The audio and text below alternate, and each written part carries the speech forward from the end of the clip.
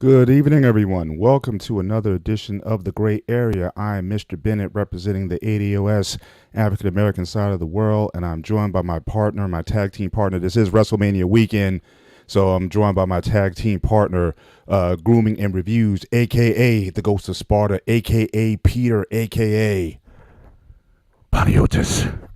Y'all sold, What my brother. up? What's going on? What's going on? How are you, brother? Doing well, doing well. Good week, good week. Had a whole lot of shaking going on in that area, man. Did you feel those quakes, them tremors in your area? It's funny. I was at work when this happened, and everybody's like blowing up their phones. I'm getting like alert after alert. What the hell is going on? And it was Right, an right, earthquake. right. Like, really? You sure it wasn't? The fourth floor upstairs. Physical therapy woman for jumping jacks. And everyone like, you Right. serious? Like, you got some goddamn fucking jokes. I don't know if you saw the group chat, the picture I sent to all of us. I'm like, with that woman doing a jumping jack. Yeah, so yeah, someone like on the upper floor doing some stuff. Yeah. Yeah. If for us, it wasn't bad. I mean, it lasted like 12 seconds. I mean, I was working from home that day, and it was definitely noticeable. But it wasn't something, and I went outside. My neighbor was like, she was outside and she was worried. And then, interesting, I went at a trained a client later that night. Mhm. He's also in the same town. We were in his basement, though, and we didn't feel a thing. So we went, after we were finished, we came upstairs to sunset, that there was an aftershock, a 3.8 aftershock after that. And we didn't feel it. So I guess obviously, and it makes sense, the higher you're up in the building or whatnot, is more likely to shake at that particular time. So, but yeah, we didn't feel a thing around that 6 o'clock, but other people were reaching out saying, oh, we got another one. So yeah, that's the biggest quake in our area since 1783. Yeah, it's So, been a while. I know my building, the way it is on an angle. So right, the front side of it, you can go straight to the calf, and then the kitchen's right behind the calf. right, Now I have to go through the employee entrance to the gym, and then I go through the elevators and all that stuff. I have to, go through the security check and everything, and I have right, to go up one floor. right. So it's kind of on a weird angle. Like I said, like on a 45 angle. This isn't the first time this actually works in something like that. Right. And it's just maybe that's the reason why I didn't feel it, because it was again, I got an angle.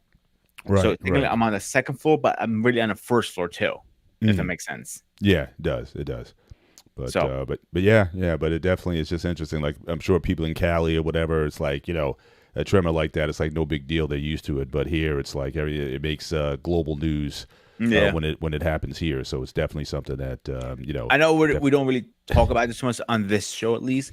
But if you've been watching a lot of shorts and stuff like that, there's a lot of conspiracy theories coming out now, and like saying this is the coming of something. it Oh, the happens. Bible It said. happens. It happens every time. And My again, unfortunately, favorite one. It kind of came a little creepy dewies a little bit, because I don't really mess with paranormal stuff like that because of my beliefs and everything. right? I mentioned on this chat. Yeah, But one yeah, of them said was the tremor we felt was a gateway to going to hell or bringing demons in, like doom, kind of like a doom thing, the yeah, hell yeah. gates.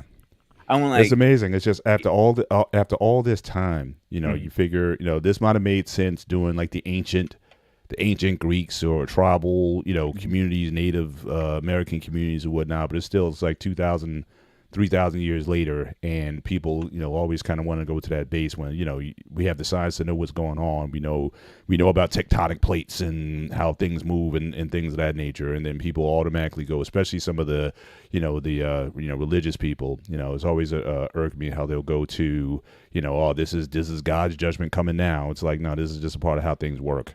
Yeah. And so people always kind of want to go to those extremes to kind of scare people, and See, the sometimes reason they say that, a lot of them, because we have the earthquake. Now we're having the eclipse tomorrow, or is it Tuesday? I can't remember what day it is. it's actually tomorrow. I think it's tomorrow, but Tomorrow. I think it starts around 2, and I think it lasts like a couple. Actually, starts around 1 o'clock.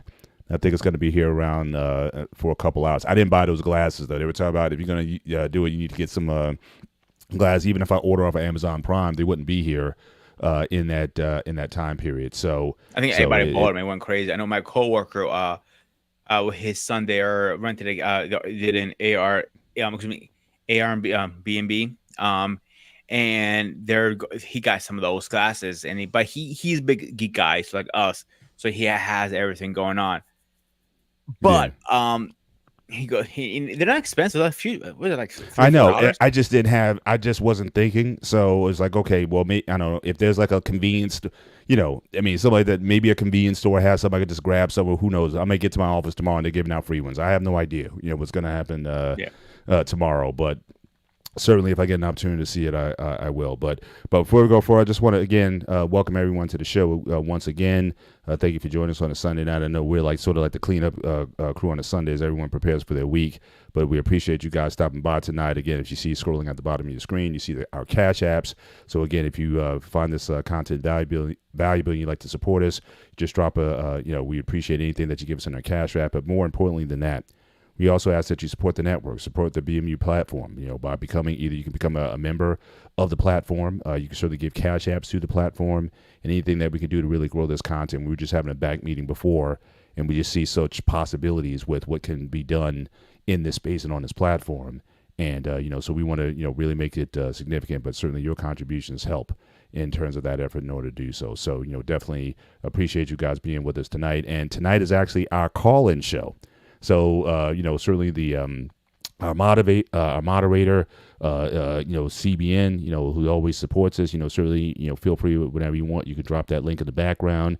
And this is our Q&A where you can, come up and, hang out with us, chill out with us. If you have any thing you want to add or any comments on prior shows that we did, we've had some pretty nice shows as of late. Again, still the one with Father Cosadino is probably our top rated show. The one on martial arts that we did a couple of weeks ago, we're definitely already planning a part 2 of that because we didn't even go into like the deep, the spiritual sides of it and whatnot. And we want to get some other guys in the martial arts field. So if you know people who are into martial arts, who study the practice of martial arts. Like I said, I'm an admirer of it, but I can't say that I studied it for any extensive length of time.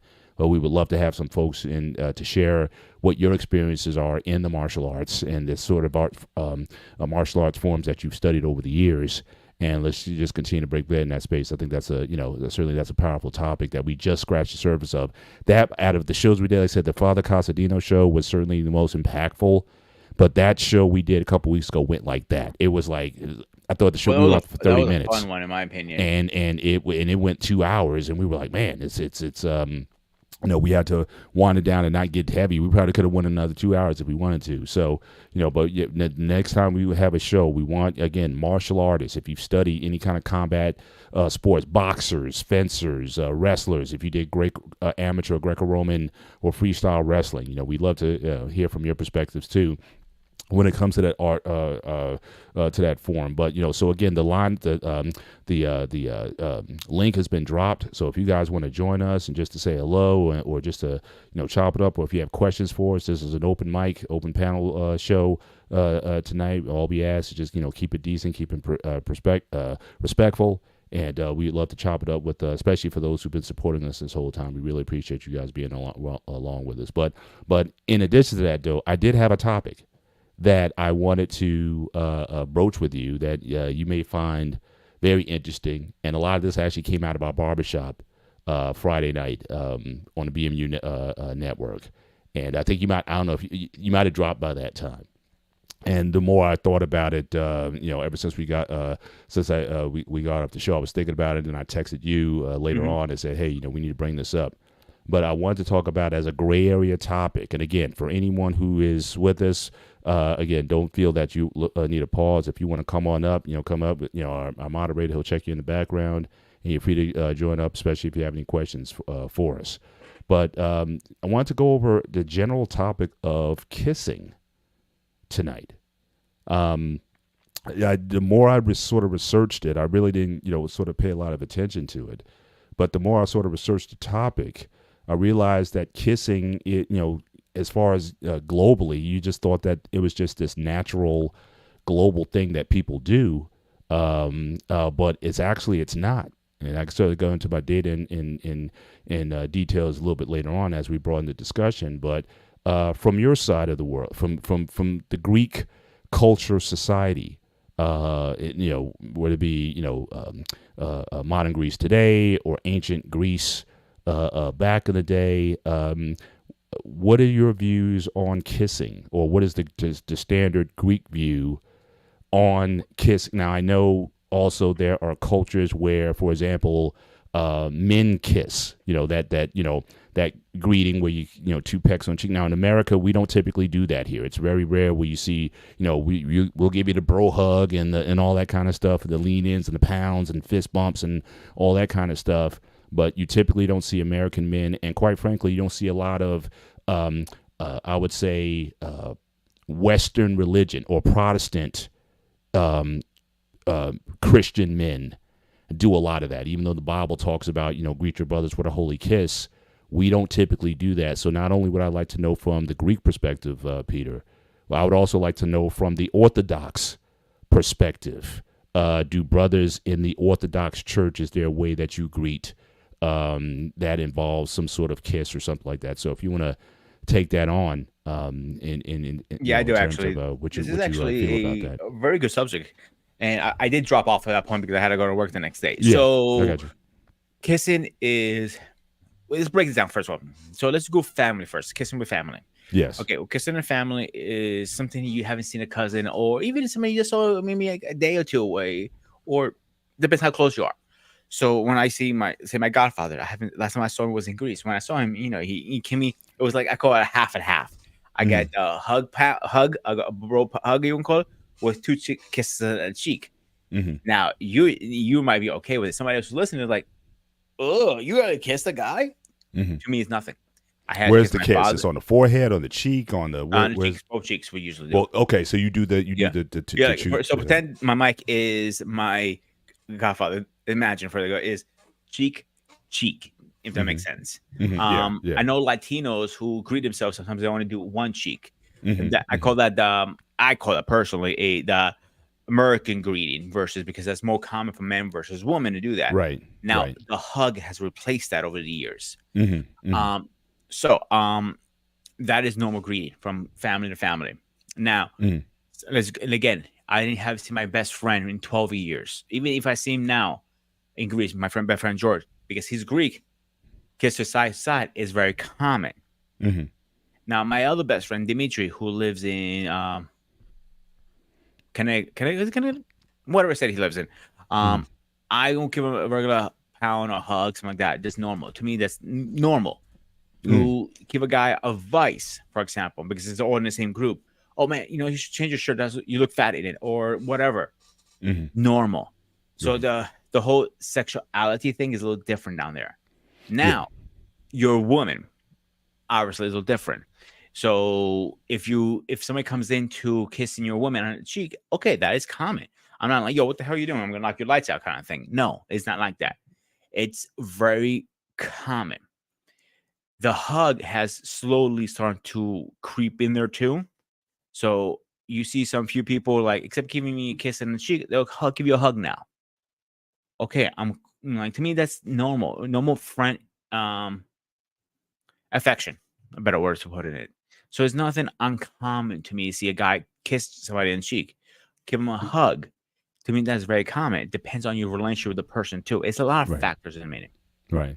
What about in the home? So you're talking about, friends you haven't seen for a while or whatnot, but just in the home, affection from your parents, your mom, your dad, siblings and whatnot. You're off to work. Is it something that and it's something that are men? Because it almost seems natural also that women, if there's going to be kissing women, especially with children, that seems to be a natural affection. I don't know about Greek men with their children. Are they expressive through kiss as a sign of affection for their children? So how, in a typical Greek home, where do you see that, Lanny? So my father was a little different than anybody else. The reason is my father was always working. So when he didn't show me affection, it's very rare when I got affection to my father, was a hug usually, not a kiss on the cheek. Rare occasion he give me a kiss on the cheek, even on the forehead sometimes. Yeah. My mother was a little more affection one. She'd give me like a little pat on the head or a hug, even a kiss sometimes. Like, when I get really upset, she was the one who would comfort me versus my father. She always make sure she was the backbone for me, even to this day.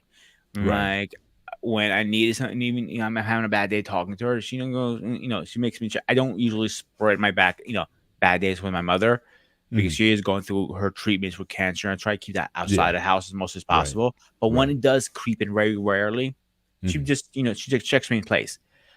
Was usually, she gives me a hug, or some kind of affection and something like that. But my mother is also the type of person is throw some dirty jokes in there. She loves dirty jokes. Give her a dirty joke. She She goes I'll give for you a it, great right? example. Is my uncle just passed away from lung Sorry cancer. here. It was going through. It was going on his 6 year, no 6 months memorial service. So my mom was making some food for everybody. My cousin get her a cucumber like this big. All right, Mm-hmm. it Yeah. was wrapped. And she pushed between her legs and says, "Rocking." Oh, you got me a good one. And like he's stroking. I'm like, God. Jesus Christ, ma, come on. She goes, "What? Oh I man, like a little wrap on my little cucumber." And I'm like, that's crazy. yeah. So get an idea how my mom is, but the kissing and it's very common to me. I'm like, it's not normal. Now, if when I do have kids, I know I'm gonna be more affectionate to them versus my Yeah, father because my father was absent. Because now he was in yeah. the picture, he worked 18 hours, 15 hours a day. I do work a lot of hours, like Mm-hmm. but 11 days. But I make sure I have time for them. And my father was like, he didn't have health insurance, he didn't have PTO, he's self-employed. Mm-hmm. So you always have, even if you're self-employed or not, you have to find time for them, no matter what. Right, right, right. Yeah, I think in future generations, one thing I'm noticing, I think common across the world, and again, a lot of this discussion tonight, it may be somewhat slanted by the presence of certainly, Western culture, especially in the United States. They say our biggest import is our culture here, and so again, I think world perspectives may be changing in part to that, and obviously you have social media, but I do think that younger generations, and again, I would love to hear from again older people, from baby boomers and whatnot. It seems like a lot of people are becoming more expressive with their children. Shout out to Sean Bolden. Thanks again for stopping by and seeing us this evening. But I think just in AKA general, Peacock. was that We call him Peacock on these streets. Peacock? Salute Yes. Peacock. Good to be He here. knows Good to well. be here. He better get his ass up here. But I think the perception of kissing is changing somewhat as well, where people feel more fathers. It's like it's not emasculating to again show that kind of to kiss your son, to hug and show affection towards your son. And, you had this trope for a long time. It's like, oh yeah, well, we need to toughen him up, and he needs to be show no emotions or whatnot. So I think a lot of modern fathers are starting to show more of that, and you've already expressed that. Certainly, when you have kids, you certainly want to be that type of person. I don't think I was ever that necessarily with my daughters per se. Affection. I mean, when they were like really young, like I'd say maybe up to age 5. Maybe I could say I was fairly affectionate with them, but some of that affection probably started to sort of slide off as they started getting older. I think my affection became less, and but I think that is a changing dynamic where I think people are not afraid to show affection through kissing the way older generations did. What do you think about that? I agree. Kissing is a new and an old thing that had changed over the years, even Mm-hmm. from ancient times. And like, kissing was always there, Mm-hmm. but it had changed. Good example, my priest. When you greet a priest, in the amount of times, at least that I know of, you always kiss his hand. Some priests are really weird about that, like the younger Yeah. ones. Like Right. I remember Father Panayotti, named after me. Mm-hmm. And he every time my mother would kiss his hand, he would pull away. He didn't feel he earned that yet. Mm-hmm. Mm-hmm. So like Father Cosadino, I kiss his hand all the time. Like sometimes like he give me a man hug. I'm like Right. like we agreed. First I'll Yeah. kiss Yeah. his hand and then I'll Right. go in and kind of throws off the rhythm a little bit. Right. He goes like, wait, what? We're kind of like playing that Yeah. juggle game, Right. like, and me giving a hug to another guy. I'm like, it's nothing. Like, I'm very comfortable who I am. I know my sexuality. Yeah. I'm not like weird. Like, oh, you're hugging a guy. Like, yeah. Yeah. What's Well, like I wrong said, that's with what I'm saying. That's why I'm talking specifically about the kissing, because the hugging thing, like I said, especially black men, brothers. Yeah, what's up, bro? We got the 27 combination handshake. We go on for the hug or the pound. We do the back slap. We do the all that kind of stuff.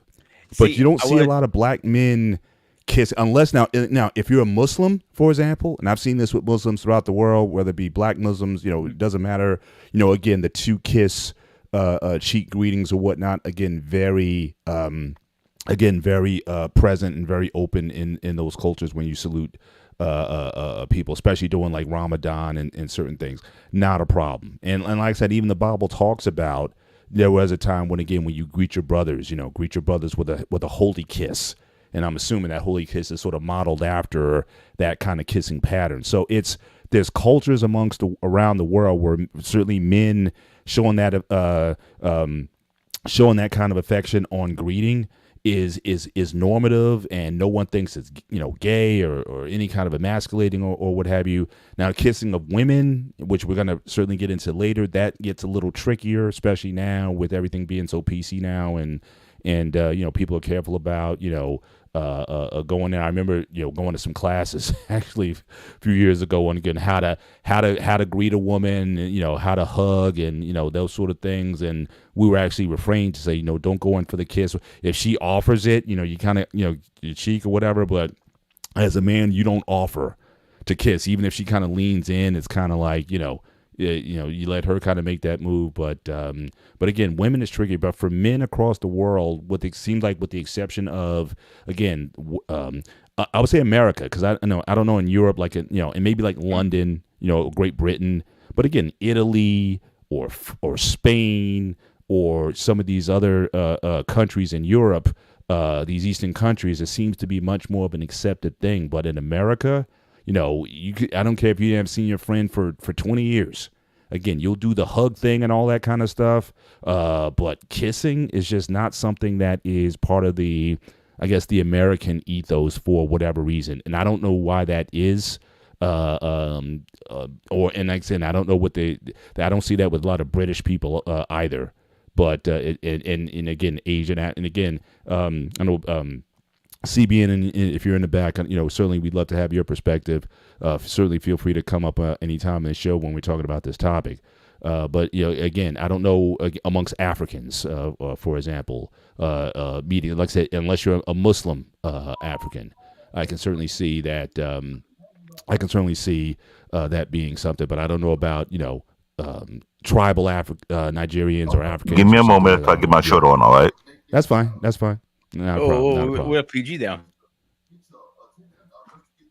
So Grimmy, so you want to chime in? So as far as the cultural aspect, again, like I said, I don't have an explanation for you why American men don't greet each other in those kind of ways. It's definitely not the norm. I think it's the way we're raised. We're raised to be, homophobic. Simple. That's my personal opinion, because think about it. Homophobic, it's where like you hear a lot, definitely for early, I'm not saying early, like late 90s, early 2000s. Gay was voodoo. You couldn't come out of the closet. It was really rare when you did. Right. So you stayed away from that. So when it comes to kissing another guy, you'd be crucified in public doing that. In here. So what are your questions? When I ask you, go ahead. So again, we're talking that again, this is, first of all, again, thanks everyone for coming in tonight. Thank you, the Wife School Podcast. Thank you for stopping in and seeing us tonight, Stacy B79. Appreciate you being here as well. So again, this is our open mic show. So again, anybody, the link has been dropped in the back. So anybody who wants to come up and join us to ask us questions as far as anything that any of the shows that we've done so far, or if you have any insight on the topic of tonight. And again, this was totally impromptu based on the Friday show. We were talking about kissing and just the culture of kissing around the world. And I'm seeing just how different cultures, their approaches to it. So again, we talked about there's certain cultures where men greet each other with kisses. It's not a big deal. They do that in Greece. They do that in certain parts of Europe. But you don't see it so much in America, for sure, and you don't see it like in Great Britain, where men just greet each other with a holy kiss or any kind of kisses like that. But I don't know that much as far as Africans, unless they're Muslims. Now, Muslim men, certainly it's very common and customary for men to kiss upon greeting, and so I would certainly expect that in countries where there's a Muslim population for men to greet each other. But I don't know as far as Christian Africans or those who are more like tribal, more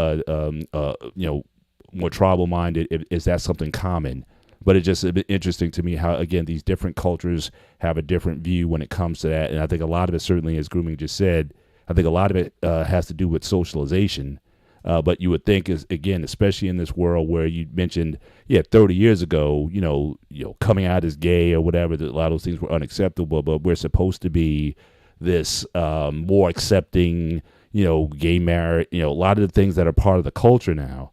But things like that are still taboo. Like I would never greet, I've kissed my brother like once. Like we hadn't seen each other in a while, and we were at this barbecue or whatever, and we're just getting caught up, and then kind of got emotional for a minute. So I kissed him on the forehead or whatever, and he kissed me back. No big deal. But it was definitely something spontaneous.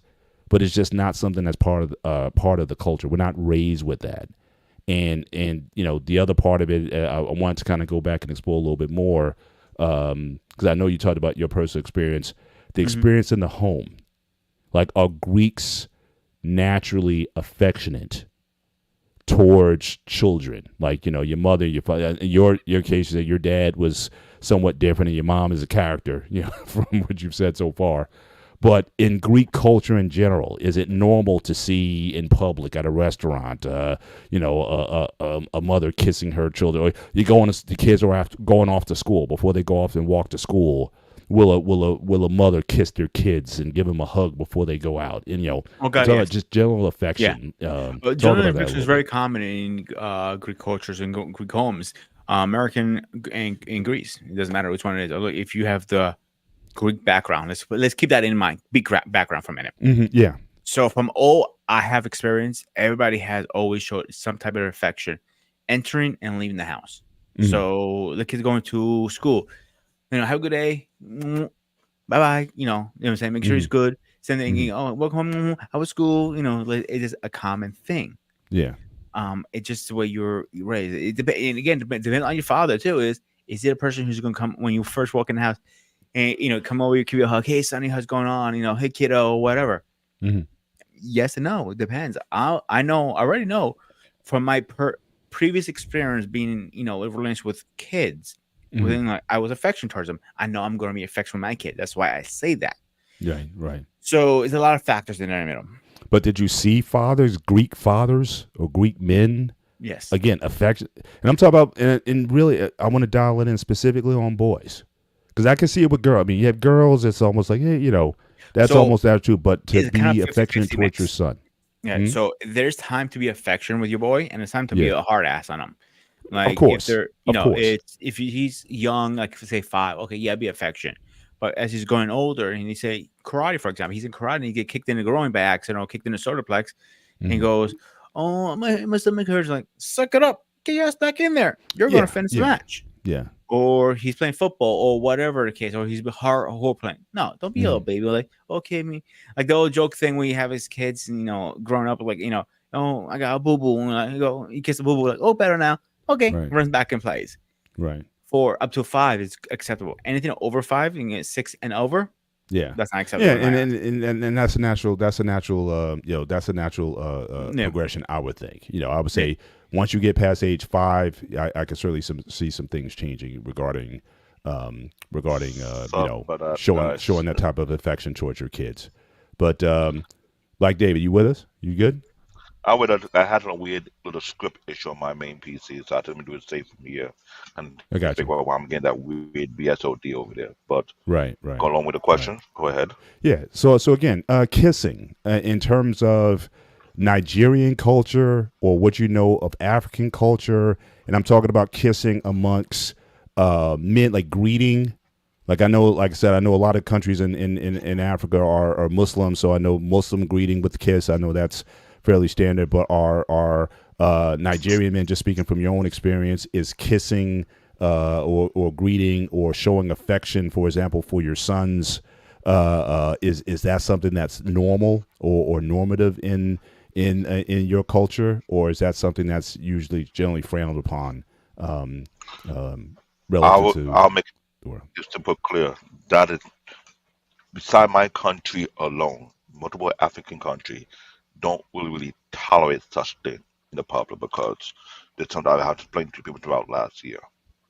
There is a deep-rooted culture in Africa, which is no different from the Middle East, based on one, their heritage, their lineage, and their past religious practice. even Mhm. though some have divert away from the religious practice to what the main religion are, which are Christianity and Islam. Right. Those things are not really tolerated in the public, which is something that Right. a lot Now, of now, mind African you, American people. right now, mind you, I want to be specific because we're going to go there later in the show. All right. Okay, I'm not talking about heterosexual or certainly not homosexual romantic. I'm not talking about that. I'm talking about in terms of general greeting. So you see like a Muslim men, they may meet and they greet with the holy kiss, the two cheek, the kind of the standard greeting. Or you see whatever that greeting in New they York. have, no, Yeah. okay, the Islamic greeting, I don't see it a lot that way. 'Cause I don't be around them, but wherever they have their greeting, they don't be disturbed because whether it's based on the religions, they go by the religion, same thing with Hmm. Christianity. But anything pertaining to LGBTQ community, that is not tolerated. By the way, Yeah, if yeah, I did say yeah. When, like I said, that's the facts. I'm sort of building this up over time. We're gonna get there at we're gonna get there at some point. So yeah, we got a brother just joined the show. Good evening. How are you? Good evening. Good evening. How are you? Doing well. Doing Black well. Good. David, Groom, Good. how are ya? Doing all right, Salute, My sir. salute. man, it's been a while, brother. I know. Tell me about it. How have you been? Pretty good yourself. I've Doing been Good well. to well. I've see you, been Doing well. Sean. well. Likewise. Good, good. So again, this is our open mic show. So it's if you had some questions for us, I know this the whole topic or the basis of this show is where we just have cultural conversations. Me being an ADOS Black American, Peter being a Greek immigrant Greek American. So we've had cultural exchange. We talk about just different issues in terms of how we've been raised, cultural perspectives on different things, and so we like to share that content. And so this is our sort of open mic show where people can come in and ask us anything or any contributions, or for the topic that we're going into tonight. This was totally impromptu. We're talking about the idea of kissing, and so we're already starting sort of like at the bottom level, talking about how different cultures approach it. So again, I know, for example, certain cultures, men greet each other with like a holy kiss or a sign of respect. But I know in America, for example, we don't typically do that here. You can do the bro hug and the 27 combination handshakes and the fist pumps and all that kind of stuff, but we don't go in for the kissing thing too often. And just exploring how different cultures approach that different topic. So whatever you want to raise on that topic or any topic, you're certainly free to raise. And then we're going to dive deeper into the show and get into the romantic aspects of it. But anything you can contribute.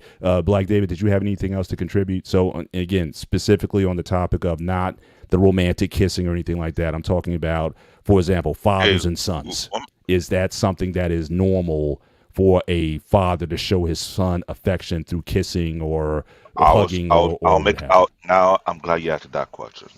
It's never a big deal for a father to show his affection to his son, but it varies from tribe to tribe depending on their upbringing. Like Mm-hmm. my fellow brother, Nigerian, Ekene, he said his Ekene, father shout was out to kind of tough. Ekene.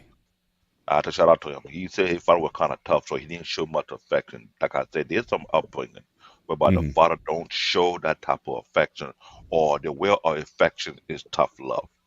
Yeah. That is Hmm. one thing.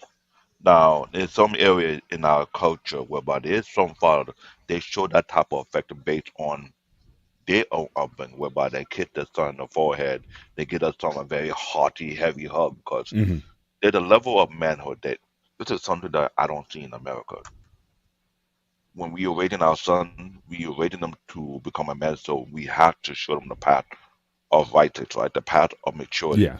So when they Right. get there, there's some tribal ritual or tribal mythology they had to go through as well.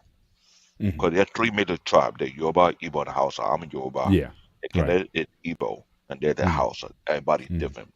But besides that, we have over at least 500 sub tribes underneath Yeah. all that. Right. So when Africa is, if you go to Africa, you find out there's some tribes that have migrated to other countries and they deviate from your originality, what it is, because based on migration, based on time, things have changed. But Yeah. when it comes to men and their sons, some men will kiss their son on the forehead because it's kind of like it's a joy to have a son who's following his father's footsteps or he's going to be a man, and they Mm-hmm. show that love. There's some men where they pass down like a heirloom.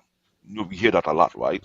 Yeah, heirlooms. There's Yeah. something that passed down from one head of the family to the next head of the family, future head. Mhm. That's been done as well. Sometimes there's something that you inherit. That is being done to signify the manhood or the leadership of the family. Mhm. This is why it's very critical when you have a two-parent household in Africa. It's always being pushed heavily. Mhm. Single-parent household never being promoted, never been Mhm. allowed, and it Mhm. considered to be a taboo right Mhm. off the back. So you get looked down upon. That's why I tell people that when you be a single man in Africa, good luck with that one. You ain't get Yeah. no love, you get no respect. It's what it is. But when it comes to father and son, the father always had to be in the picture because either he give me the kiss on the forehead, or he give me the hug, or he passed a whole lump or something that signifies you have now become a man. Mhm.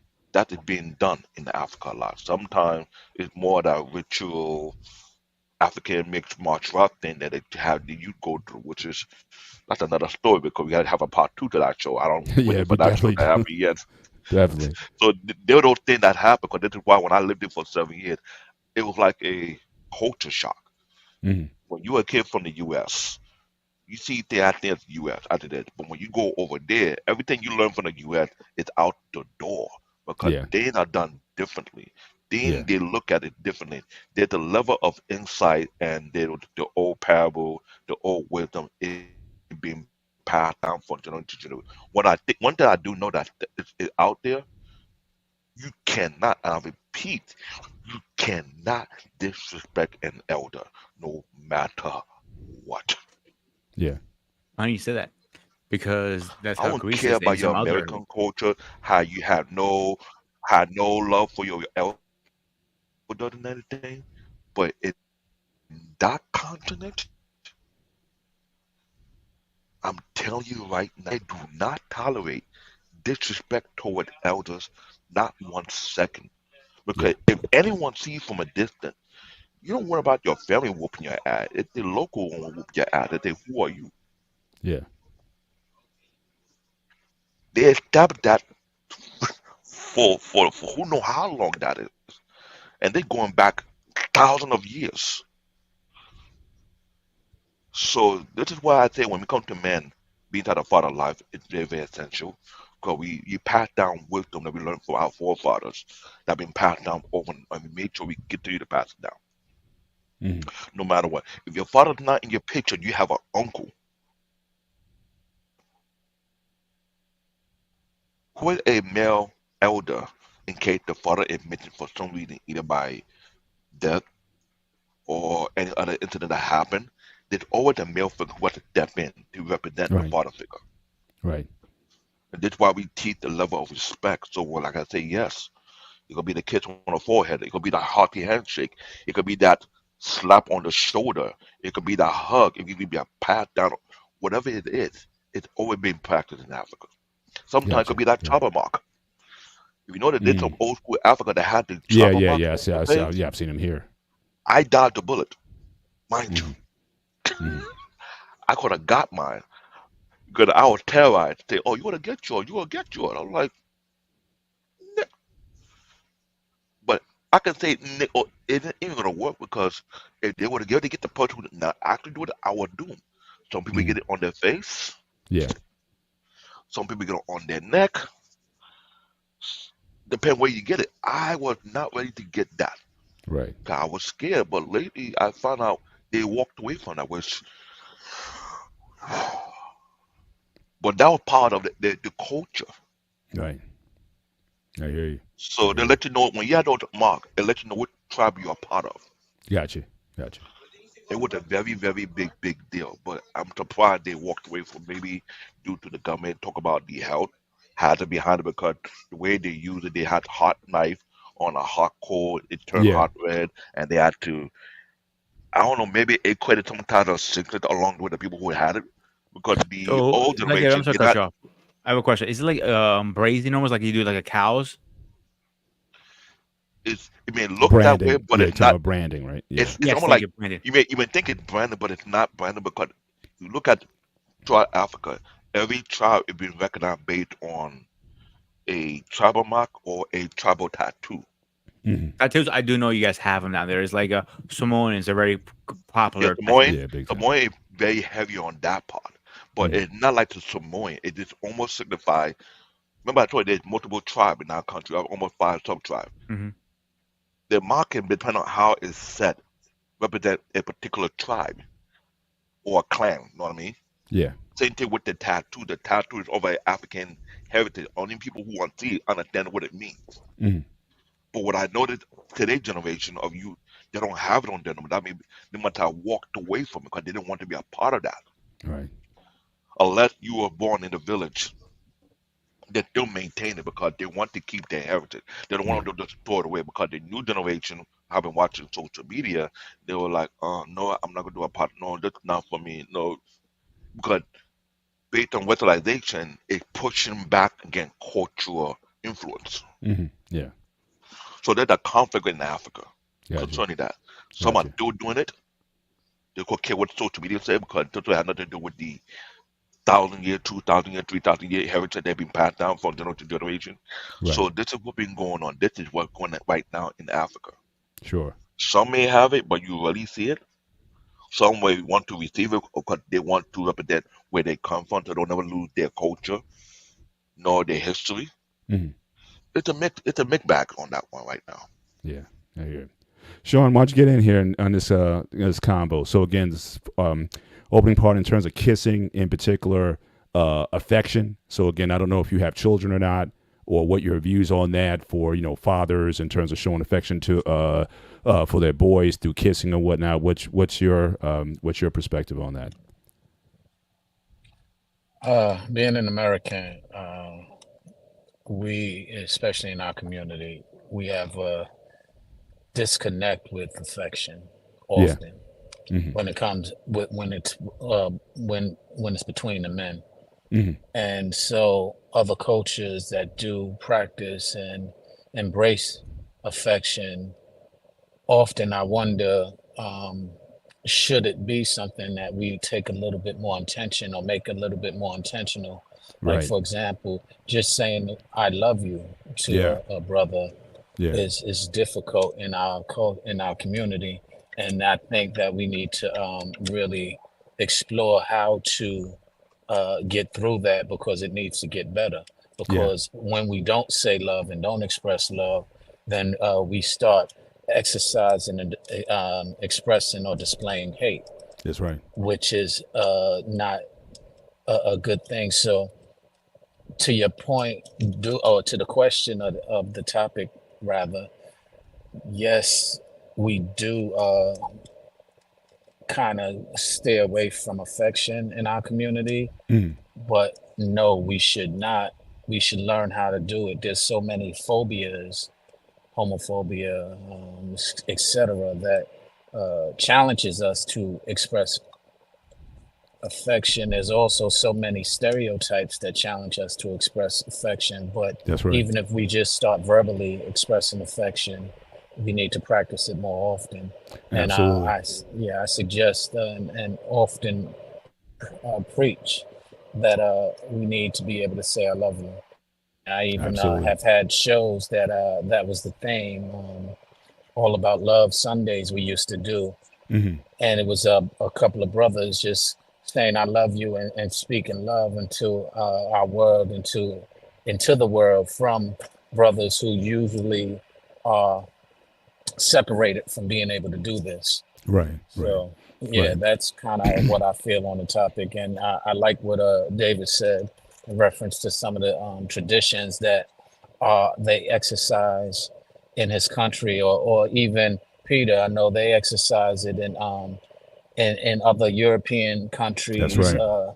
and we have our prejudices against it. But I am starting to get prejudice against the way that we view things, and I think that we need to reevaluate and Indeed. possibly even embrace some of those traditions to help us learn how to love amongst one another and learn how to express that love in any forms or ways possible. Indeed. And shout out to Dino Dinosaur. Again, thank you for coming in tonight. His message, hello from UK. My father was old school and never hugged me, but hugged and kissed his grandchildren. That happens sometimes too. I could hug family males and hug cheek kisses family females. So yeah. So that's another thing too. It's almost like it's a program. There's a father's program, then there's a grandfather's program. I think Bill Cosby used to have this skit about, it's like, you weren't affectionate to me when I was growing up, but now with the kids, you're like, oh, let them eat cake, let them do whatever. And Kenya, thanks for joining us tonight.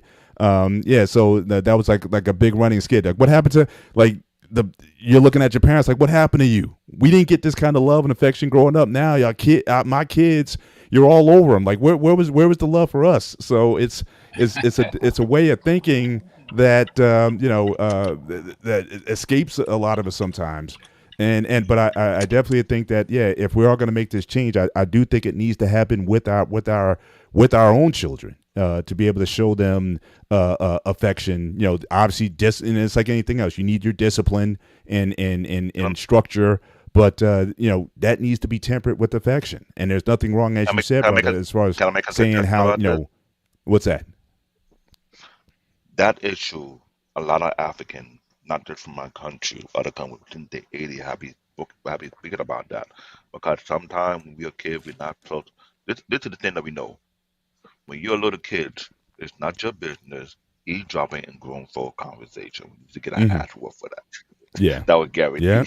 But we always hear how they speak about why the African American community don't know how to embrace their children. Like, what are they missing? Like, what's going on? Because some of them must have witnessed it several times on the street among their co-worker, or when they're going to pick up their kids from school, they see how the parent address their kid a certain kind of way. And we sometimes have to wonder, because in my culture, Nigeria, we have the village mentality, right?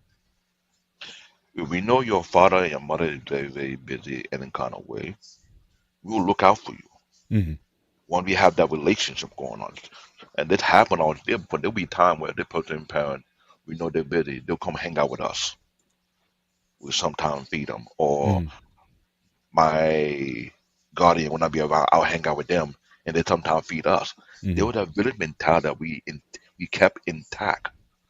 So there's plenty of time whereby I hang out with my peers' family in their home, and we eat out, and we'll be cool, and we do it with others.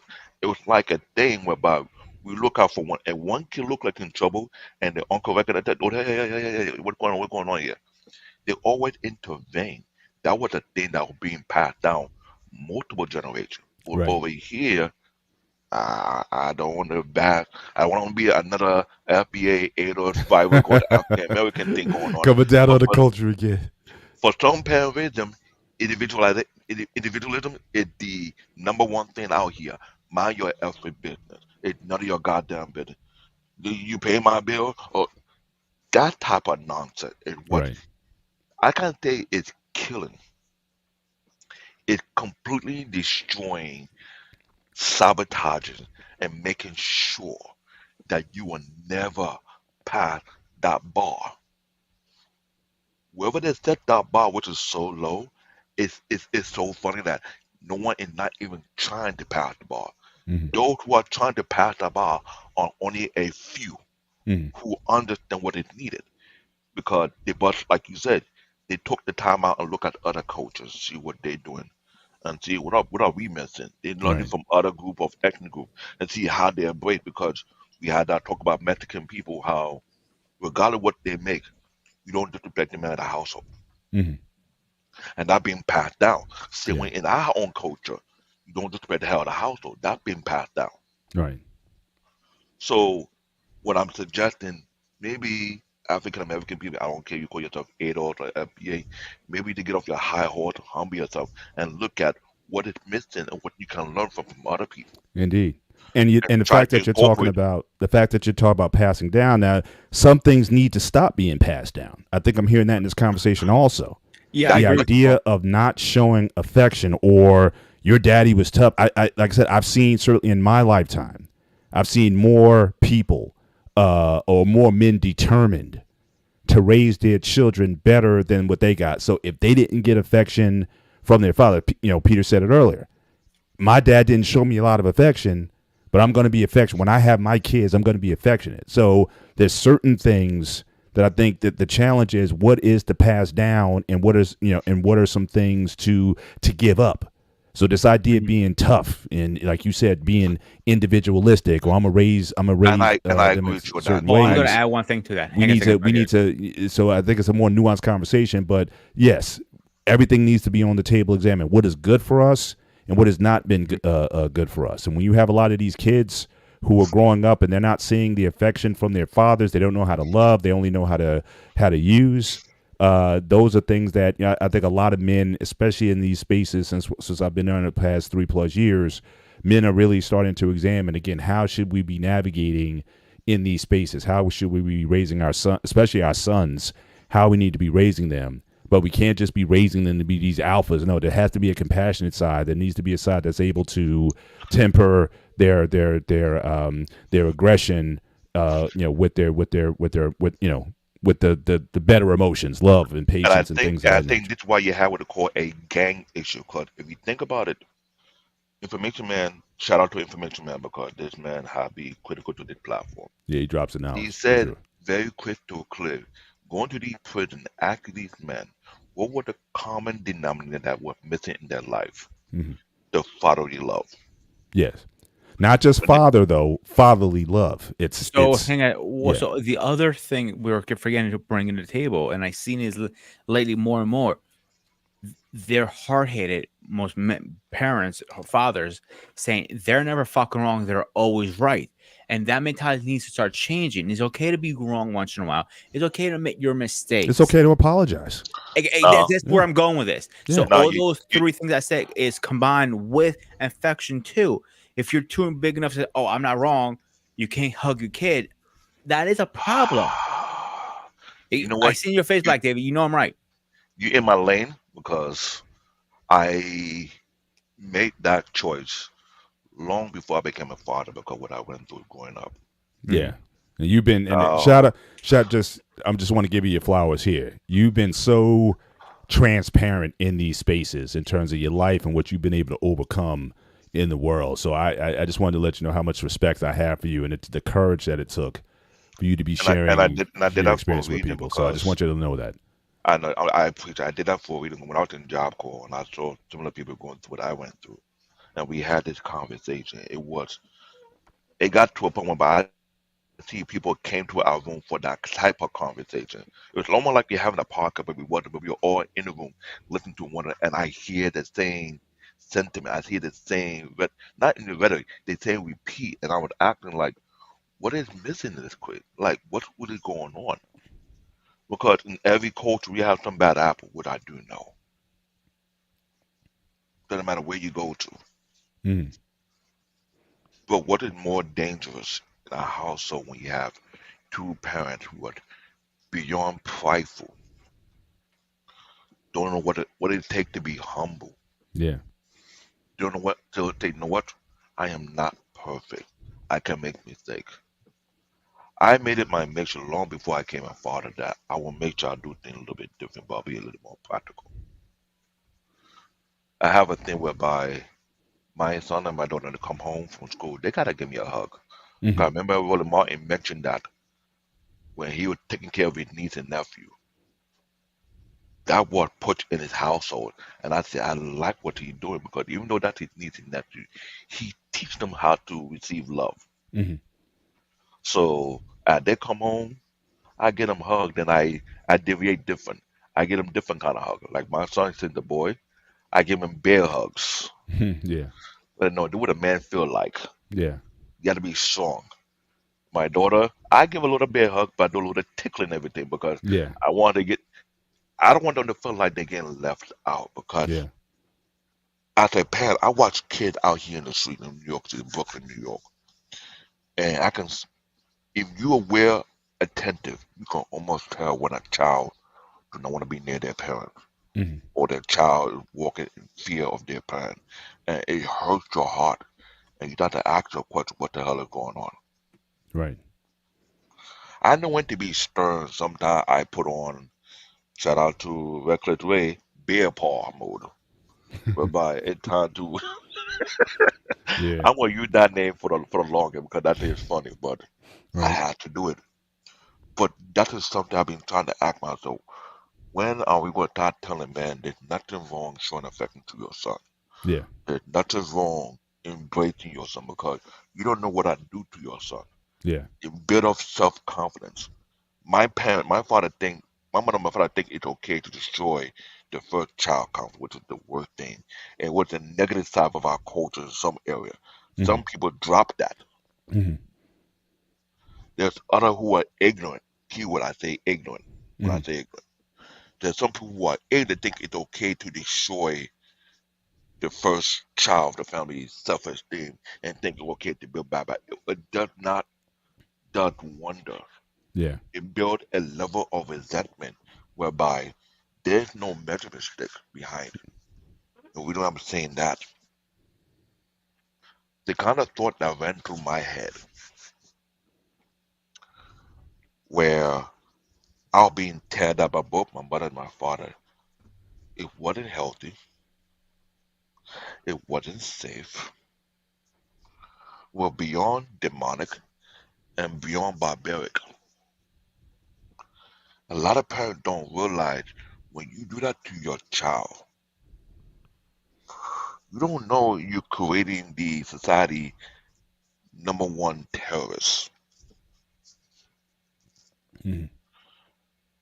You don't realize you're creating things that you can never take back, but will be a permanent thing on you because look at R. Kelly, look at P. Diddy, look at all the.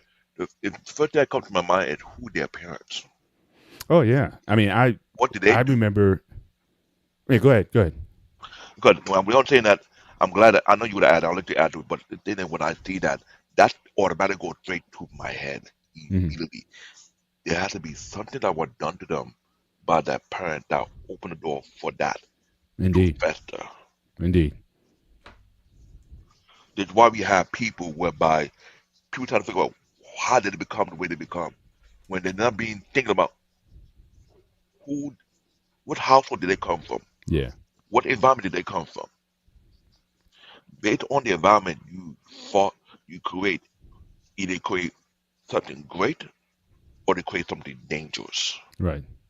And who are your circle of check and balance? Mhm. The way I say you need to build your tribe, where you have gatekeeper, then you have the wide council. No one is perfect. No one on earth is perfect at all. But if you're not willing to set a parameter whereby not only it keep you in check, Mhm. it help you keep your fellow brothers and sisters in check. So in case you step out of line, like I say, you have the village mentality. You won't beat your son for no reason. Hey, no, no, no, no, no, no, no. You know what happened to him? You know what he had to do with? They will sit you down and let you in on information. What's happening? By the time you realize it, then you start to feel the guilt like, oh my God, I'm about to beat my son for the wrong will. So you have to make amends. You know what? I am sorry. And when your son sees that, there's a level of honor built in him, Yeah. whereby when he gets older, man, if your son don't go above and beyond to make sure no one harm you, Mhm. then you know that you sow some serious seed in that male child. Yeah. Like my classmate, shout out to his name, Montaiwo Shitu, owner of Lawrence Shitu Motor in Nigeria. His father instilled a lot of wisdom in him and his sibling. Mhm. He's not the oldest child. The boy told me what he was going to do with his father, but his father had a car dealership. I didn't know what his father put in him that made him want to take his father business to the very next level. Mhm. Father sell cars in Nigeria. Now they're manufacturing, assembling, and selling. Mhm. His father was so proud of him. I can only think of what he instilled in his son. Mhm. His father was so proud of him. He didn't give it to the order, he gave it to him because he saw the vision that his son was trying to take it to.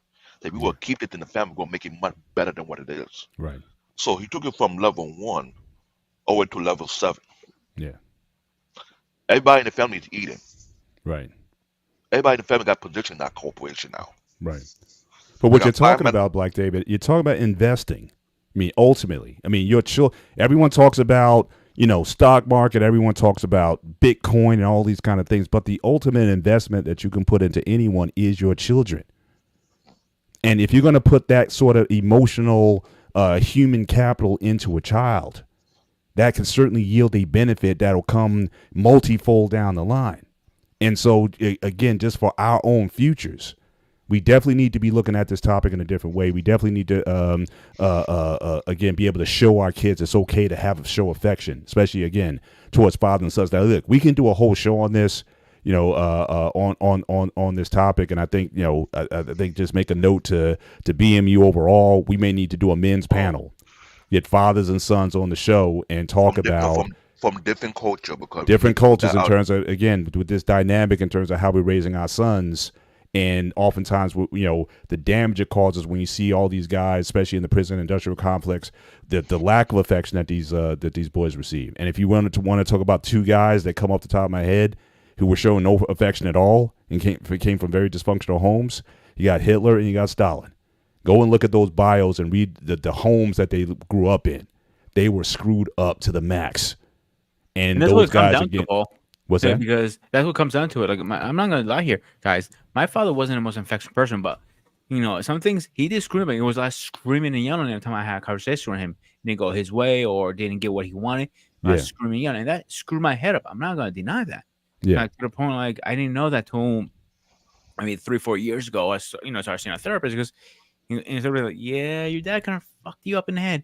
But one good thing I got out of it is his work ethic. That's all I got out of it. Yeah. Yeah, but like I said, there's a balance. I mean, we're yes, again, work and discipline and structure, yes, those things are important. But again, to be able to manage your emotions or to have emotional balance, emotional stability, which requires that you be able to experience all emotions. Yes, there's anger, but there's also love, there's joy, there's peace, there's all these things, and our kids are not being exposed to that. I got up my uncle in Nigeria. My father was still alive, but my uncle was showing me love, sitting me down.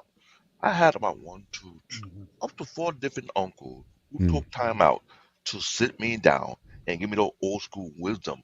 Some of the parables took me years to understand afterward. Right, y'all teaching parables. That's it. Well, what's interesting about what you just said, and you was touching on it, it's not just the affection, but it's also the family or community that is absent. The community is what we're speaking of, and all of those things that are coming under that community are described and displayed in some of the sub things under those communities, such as parables, such as a male figure or father figure, right, or mother figure. That is all based under community, under family, under culture. And I think sometimes the definition and the understanding of community has been taken away, because the community used to be here. I'm from Brooklyn as well. And in East New York, in my generation, community was something that was substantial and something that was there. You always knew. Your mother knew what you did before she got home. Your father knew what you did before you can get home. And you sometimes had correction and or consequences that you faced within the community. There were rules and regulations. There was things that was just not even written, but were understood. And that, and to the points that you're speaking about, we have lost communication amongst us. And so that communication has been broken down to where now we don't have a lot of understanding of the value of those qualities of community, the value of those qualities of those figures who followed principle. right. And so that's what I think we're definitely faced with in this day and age. And we can get into a whole different direction when we go on the reasons why we're faced with that. Because, Sean, this variable. Yes, sir. I'm glad you mentioned that, but I don't want to give too much shout out to Dr. Umar Johnson, but part of it comes from the black church that's responsible for that. Well, like I said, we can go on a lot of That's different that's a wrap. reasons. We're not. We. I That's don't want to. I one don't want. reason. Right, that's one reason. I didn't add that one. I got you. I got. Look again. That's one reason. We also have drug epidemics. We also Yes. have violence and dysfunction. So there's a lot of different reasons. In the and military, whereby most of the fathers who was joined the military, those who passed away and those who were alive, they felt if they were to come back, wouldn't be safe. And I heard that's where the passport boat first started. Some couldn't feel like they can come back home, even though they meant to have family, because they felt something was going on in their own country, which is the U.S., that wasn't safe for them anymore. So when their term was over, instead of coming back, it's a lot of things. Agreed. There's a lot of reasons. You just mentioned the military, and the military also was part of the reason that dismantled the film, because the mind effing that they got because of war also created a very significant void in our community that we sometimes or probably perhaps still haven't overcome. That's right. And Sean, don't forget, after Vietnam, like nobody took care of these guys. They were all fucked up in the head, killing people, blowing up, all this stuff, and that expired generation after generation to the point we got to the generation like, hey, let's just take care of our guys now. I go close friend of mine who passed away. His father was so messed up after he went to Vietnam in Korea War, I believe, was it? Don't quote me on that, of course. But he was so messed up in the head. And sometimes I talk to him. He was like, "Oh, like, he's a really good man." I used to go to him like, he's having a moment. Yes, that's our generation. But if you think about it, war has affected the generation below us right now significantly. We've been in war, I would think, 75% of their lives. So if they went into the military, the chance of them being in war was significant. And my brother wrote a rhyme some years ago. He said, "War, what is it good for? Is it the economy or kill off the poor?" Question posed to me by a Vietnam vet said he'd been to hell. How worse could it get? Instead, he seen his men just splattered into bits, loaded his clip, and then a child was hit. Now, every night when he closes his eyes, he sees the mother cry as the baby dies. Now, just think of the mentality of you having to kill somebody you don't know, seeing that the child have to die in front of you is just an example, a vivid display of what kind of mental mess that they could have been going through. Not to mention when they get back, they weren't appreciated for making that sacrifice of that mental torment that they had to go through. Bullets flying past them every day that we don't see. Like I said, every night when he closes his eyes, he sees the mother cry as the baby died. But what I said prior to that was seeing his men just splattered into bits. How many people had to see their best friend that they now have actually have to die in front of them? Not just dying like we might have seen your relative die in a hospital from sickness or something. Actually seeing the dismantling of this person's body. I could only imagine what you talk about trauma, what trauma they've been through. Absolutely. Unfortunately, I hate to say this out loud, but I haven't said this out loud to the first time. I don't believe I'm going to say this, but seeing someone die firsthand is pretty fucked up. I've seen it twice in my life. Two of my friends died in my arms. So that screws your head up big time. Living in New York, you know Sean as well as I do, and Black David, possibility of somebody dying in your arms in New York is very high end. Like, it screws you up. I think I said enough there. I hear you. I am. Again, just want to give some shout outs to the folks who are dropping in. The one and only Lady Navoa, thank you so much for joining us tonight. Alexis from Texas, again, thank you for stopping through tonight and just joining us on this panel. Again, we appreciate everybody tuning in. Again, we're sort of the closing act of the week or the beginning of the week. I don't know, however you want to start it. But I disagree with you, Paul. I'm cut you off. So I don't think we're at the end. We're the beginning. The beginning. I was about to say that before you cut me off. Thank you very much. I was about to go there. But again, we understand people getting ready for the workday Monday and whatnot. So again, we appreciate you guys hanging out with us tonight. But I want to switch some gears here because I know we getting into, again, definitely CBN. We need to bookmark this. I think, in all the shows I've seen in these spaces, we talk about relationships or whatnot. But this, in terms of fathers and sons and whatnot, I think this is certainly something we need to revisit. I don't know if we want to do it here or do we want to do it on a Tuesday night talk, turn over the table show. But this is something that we definitely need to revisit. Yeah. It had to be done with the prominent names who have an impact in this area. Not just me, you, and Grooming. BMU need to be on this panel. Yes. Convention Man need to be on this one. That's what I'm saying. That's what I'm thinking. A Tuesday, a Talk Tuesday, a Turn Over the Tables Tuesday. People from other culture who understand it, who are seeing the same thing. This had to be not a one-time show situation.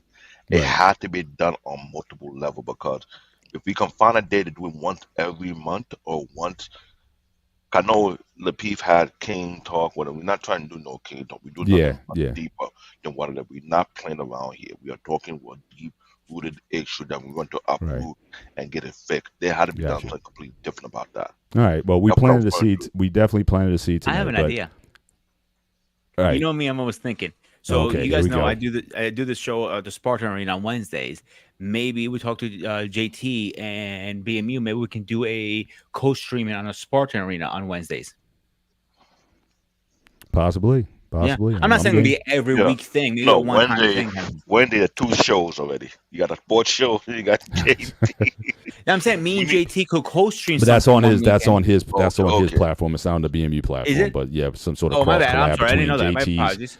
Right, between JT's show and his, maybe doing some sort of cross collab stream of some kind. But I want to switch gears here because we started this show talking about this idea of kissing. All right.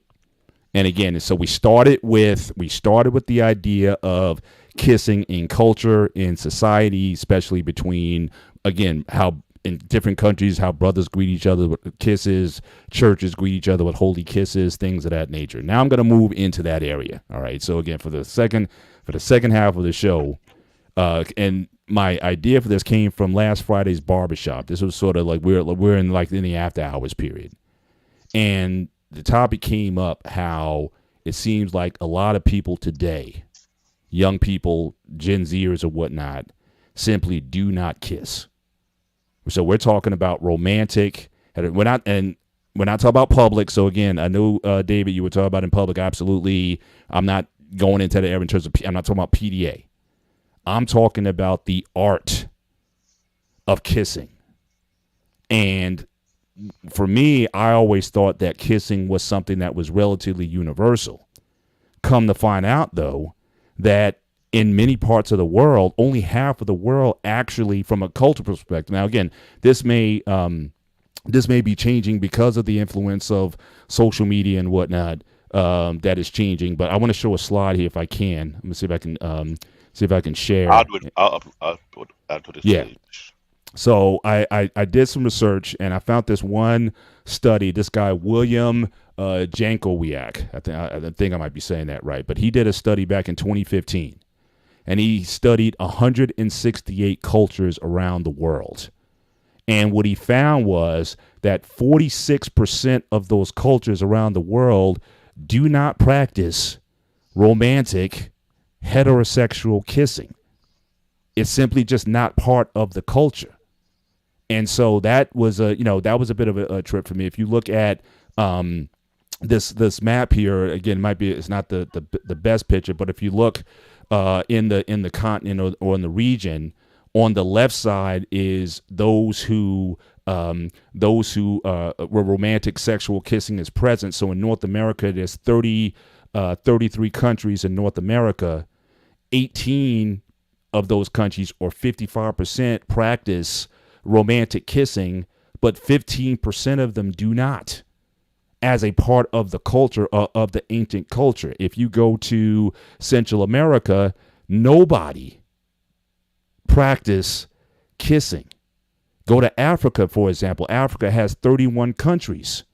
27 out of those 31 countries, or 87% of Africans, again, according to the study, according to the research, where kissing is not practiced as a romantic expression of love between a heterosexual man and a woman, which sort of blew me away because we talked about on Friday how for a lot of people, I think that the art of kissing is vanishing in our culture. In that, like, I remember one time I was at work. I shared this on Friday night. I was at work and I just asked, had a lot of married people there. And I simply just asked them, when was the last time you kissed your spouse in a way that was passionate, but here's the caveat now, that did not lead to sex? So in other words, when was the last time you made out? See, back in the day, there was this thing called making out. You were either in the car or on the couch or whatever, and you made out. You would kiss. You would put that Luther Vandross on or Barry White on or whatever it is. And again, this is our open show. So if you have a comment on the topic or what we've been talking about so far, please feel free to click on the link and drop in and share your feedback tonight. Again, in the last hour we have left in the show, it's open mic night. So you're certainly free to join us. And we certainly thank Brother Sean for certainly joining us and giving his insights. 100% kudos on his insights. But if you just look around the world, Europe, for example, okay, out of 10 countries that make up Europe, 70% of those countries practice kissing. So again, which kind of makes sense to an extent, because again, the romantic languages, the romance period and whatnot, it seems like a lot of what we view of kissing now really came out of that culture. And certainly in America, certainly for the most part, kissing is certainly a part of the culture. But I'm talking about the art of kissing, the art of really being able to show that side of yourself. I made this comment that night talking about how I heard interviews with prostitutes, and they were talking about how they'll do like all these crazy sexual acts, but the one thing they will not do is kiss. Now the conclusion initially was that, well, because they're putting their mouths in all these other places, to kiss them is going to be kind of disgusting or gross or whatever. But I remember from the conversation, that's not it. That the reason why they don't kiss is because kissing is like the gateway to the soul. It's the gateway to the inner person, your emotions. And so they don't give up the kissing because then they wouldn't be good at their jobs, literally, because that messes with them in terms of their ability to just treat this as just, I'm just doing this act and it's on to the next person. So there's an aspect even in our country, I think, that where it's missing, but then there's countries around the world where kissing is not that. In fact, one of the commentaries I read is like had one of these early European explorers when they came to Africa, and when the Africans saw the people kissing, it literally grossed them out because they just thought that was just a disgusting act. And so, it's not something that, again, 46% of the world does not practice sexual kissing, and definitely not French kissing, which I found out, we don't know how French kissing started. The French don't call it French kissing. The French call it kissing. And where it really got originated is that American GIs during World War I, they would go to France to get with these girls, and when they kissed them in a certain way, which they just thought was normal. And so the term French kissing was actually attributed to people from France in the early 1920s. But there's no, for them, it's just, that's just what they do. So grooming, you want to get on some of this. What do you think of of two topics tonight? One, the stat on the fact that 46% of the world does not kiss. What does kissing look like from the Greek culture on that aspect in terms of the role of kissing, romantic, heterosexual kissing? I don't want to go in that other area tonight. I just don't have time for it. But heterosexual kissing in Greek, amongst Greeks. And again, Black Dave, if you're back there, if you want to cam up again and deal a little bit with kissing amongst Africans or Nigerians, romantic kissing, is that something that you may have to go back a while, because again, with colonization and everything, a lot of European practices and whatnot have been brought in. But I know this is where I want Ekene on the show, because he would be talking about the tribal Africans and whatnot, and he'd be able to give that perspective as well. Let me explain about Ekene. For anybody who don't know Ekene is, right? Ekene is a Nigerian, right? But the issue is, Ekene is a true traditionalist. People don't understand about African people. There are people we call traditionalists because they are pure African that stuck to their culture and their worship. Mm, Either they study the Shango or Orisha, whatever type of cultural god their tribe represent under. right. That's what they believe. He's a true traditionalist. They're African who are Christian and Muslim. So Mm, going back to that question about kissing, like I said, in some tribe and some culture, the Yoruba tribe, kissing is not a problem. Sometimes during a wedding ceremony, the woman is more embarrassed to kiss in the public. right. And Understand? that's what I'm Because saying. I'm not even. you will see it in their face. They're like, come on, come on, come on, kid. And this is the most annoying thing I hate I about got you. Nigerian wedding. Right. The Yoruba tribe, they will put the woman on blast. Come on, get your husband. Like, come on, get your. You have a whole audience looking at you, cheering you on to go and get it. You like, you tell yourself like, I feel awkward right now. Like, if you're a shy woman, you will feel so weird to go to kiss your husband. Now, if you're not shy, you love your man, you will plant one. Even the man will be, everybody will be like, mom, make it take it easy. Your woman gonna kill you Right. or that kind of Right. thing. But that is celebrated among the Yoruba tribe. Right. Other tribe vary it and they're different depend on the Heredak tribe teaching or what is allowed or not allowed. Right. Some tribe do kissing, some tribe don't do kissing. Now again, Some tribe but I want to. I don't want to have be. kissing. They Right. do kiss outside, but they try not to let the That's what I'm people saying. know. I'm not. That's what I want to. I want to leave the discussion. What I'm the numbers that I'm talking about. I'm leaving it out of the public sphere. So I'm talking about you in your bedroom with your wife, whatever. That kissing is simply just not part of the culture. It's certainly not open mouth, not French kissing and all those other types of kisses that, that people have invented over the years. There's just people who simply do not kiss. Period. They just think it's just a transfer of bacteria. Like it's disgusting to their sensibilities to do such a thing. It's like you might as well put your tongue. And again, that's another part of the discussion because people are kissing on the other side. People are kissing everything. That mouth goes everywhere. And I'll just leave it. I'll just leave it at that. Not The in mouth is public, going but everywhere. But even not in to some of public. these cultures, even on the mouth is still considered vulgar, I hate to publicly say or that. privately. I hate to say that in private. I'm not trying to snitch on people, but we got people who will do it in private.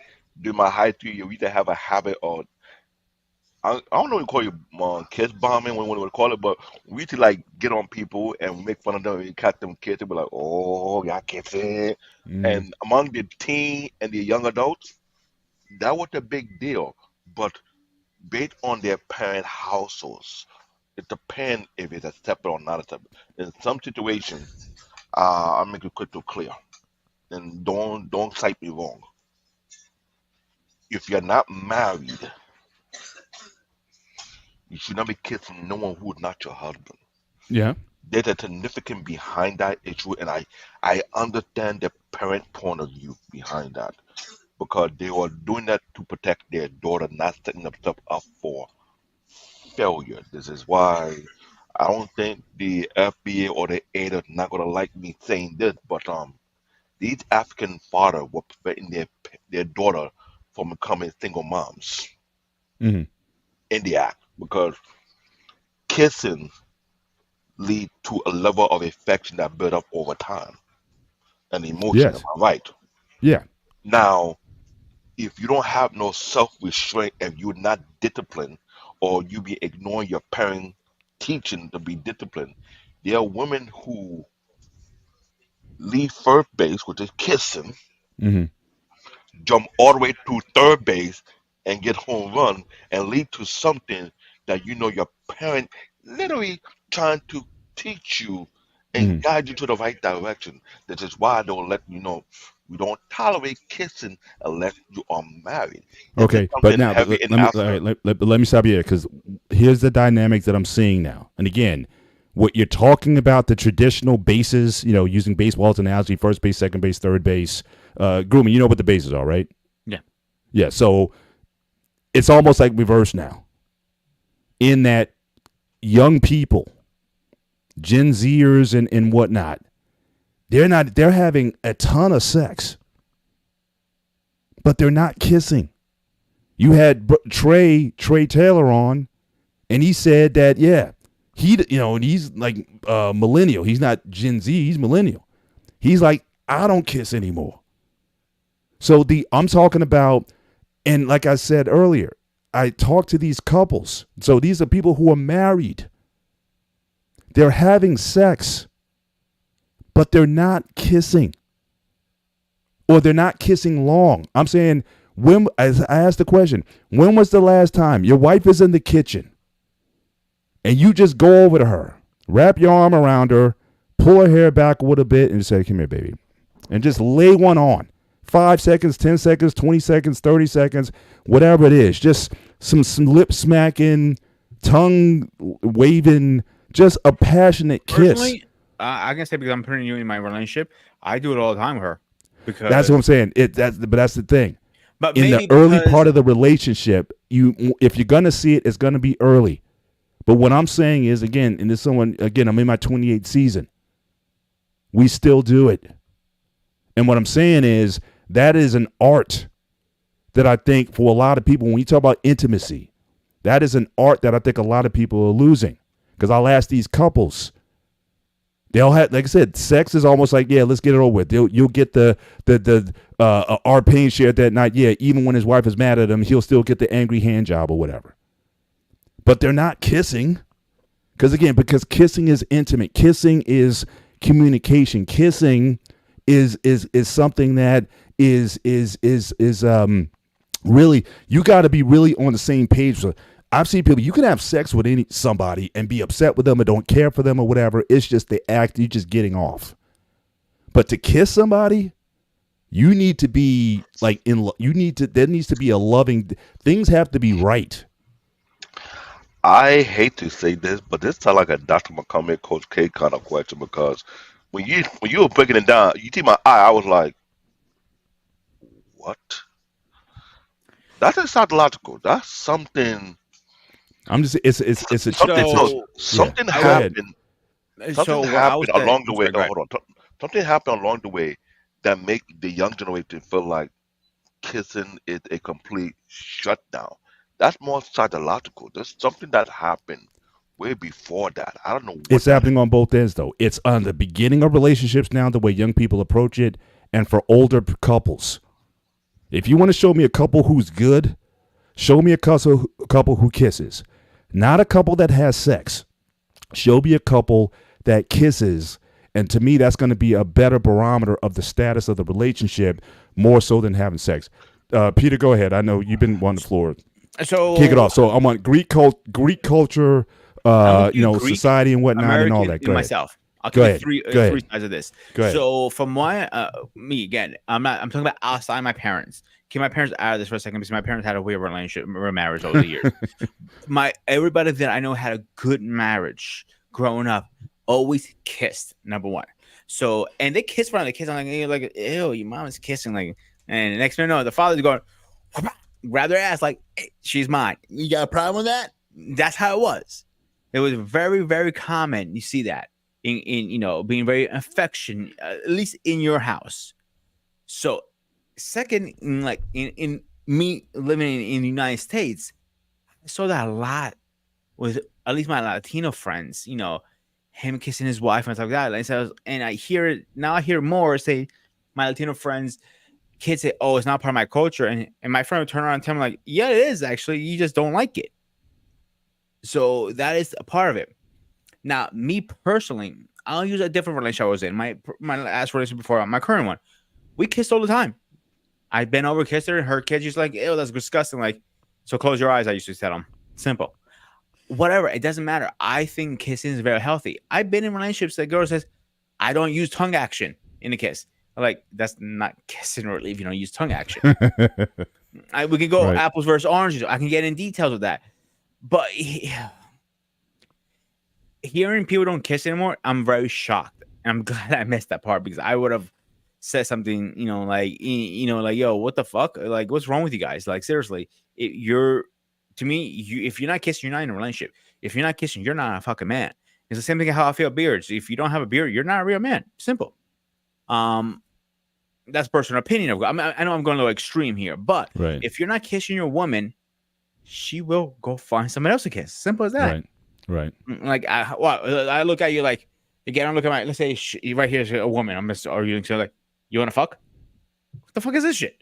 I'm like, this is more Pornhub than anything. Yeah, like, in fact, that was the comment from Dinosaur talking about certainly, and I would certainly say that's a factor. I mean, certainly that exposure to that has certainly taken a lot of that. Let's touch base for that for a second, Paul. Hang on a second. Let's touch base that. Like I've said this before. I'm gonna say it one more time. I watched a motivational speaker. I think it was. He said the most poison thing in your brain is watching porn, and I agree to that because you have this sex thing. Big bubble now, thinking you have to be able to last 2 hours straight and do all this weird shit and do this and do that. Factor is, be lucky it's lasting more than 30 seconds in real life. Let's be honest here. Let's be straight up. Facts. That's why the songs, the love songs from like back in the 80s and 90s talked about, we're making love all night long or whatnot. And I'm like, look, I got about 15, 20 minutes max and I'm going to sleep. I don't see how these people talking about they talk about being the marathon man and stuff like that. I'm like, practically whatever. If it's good, you're not lasting that long. But they make it out like, it's just supposed to be this long draw. That's why I said kissing. Now kissing back in the day, you be with your lady, you be on the couch, you would kiss for hours. Cause you weren't going. Shout out to Alexander X. A salute to you, sir. You would go on for hours, just passing, just intimate. You had the Barry White on or the Earth, Wind and Fire, whatever it was. You had the music in the background, and you were just making out. It was like a dance that you were doing. Now it's just like, let's just get to it without any lead up, without any setup or whatever. And like I said, with older couples, it's almost like they don't have time for it. It's like, look, I'm too busy. I got 20 minutes. Let's just get this over with or whatnot and move on to the next thing. But there's something for me, and again, I know that cultures around the world, not everybody does this. So this is going to be applied to those where it's practiced. The art of kissing, I think, is something that a lot of couples are losing. And I think it's something that I would like to see people return to, or just as an experiment. I gave a challenge that night, and I'll put the same challenge in there tonight. If you're married, or if you have a significant other, I would have a challenge for you to spend one night and you engage in the art of kissing with your partner without sex. Discover what it means to kiss and try it out and see how that works for you, and see if that doesn't rekindle something or get you going. Or if there's a problem, then maybe there's a problem that you guys need to work out, because again, that level of intimacy goes far beyond what you could do with any other act, in my opinion. And I would like to see that challenge. But we have Alexis on tonight. Thank you for joining us on the Gray Area. Good to see you. How are things with you? Things are well. I thought this was an interesting topic, so I decided to hop up. We appreciate you. Thank you. And it's good to see y'all fellas. I love what y'all doing and the topics and things like that. I really appreciate it. Absolutely. And going to this one, I was like, wow, because I thought about this, but I haven't thought about this. Like, just in what you saying, when you were talking about talking to couples and them kissing, and I was like, then that's so true. A lot of people just like, even men I've met, and they just been like, oh, I'm not too big on kissing. And I'm like, oh, yeah. And I'll tell a guy like straight up, like, well, then, because physical touch is one of my love languages. And also taking that type of thing. And I think that's what it is too, because especially in my culture, as well, not just my culture, but in my age group, I'm about to be 38 in September. So I came from that group of like hip hop, and really like when hip hop was really like getting in there. And I think certain things have desensitized, or not really desensitized, just straight up destroyed level of intimacy, and not just because intimacy is something that's not just about sex or Correct. something 100%.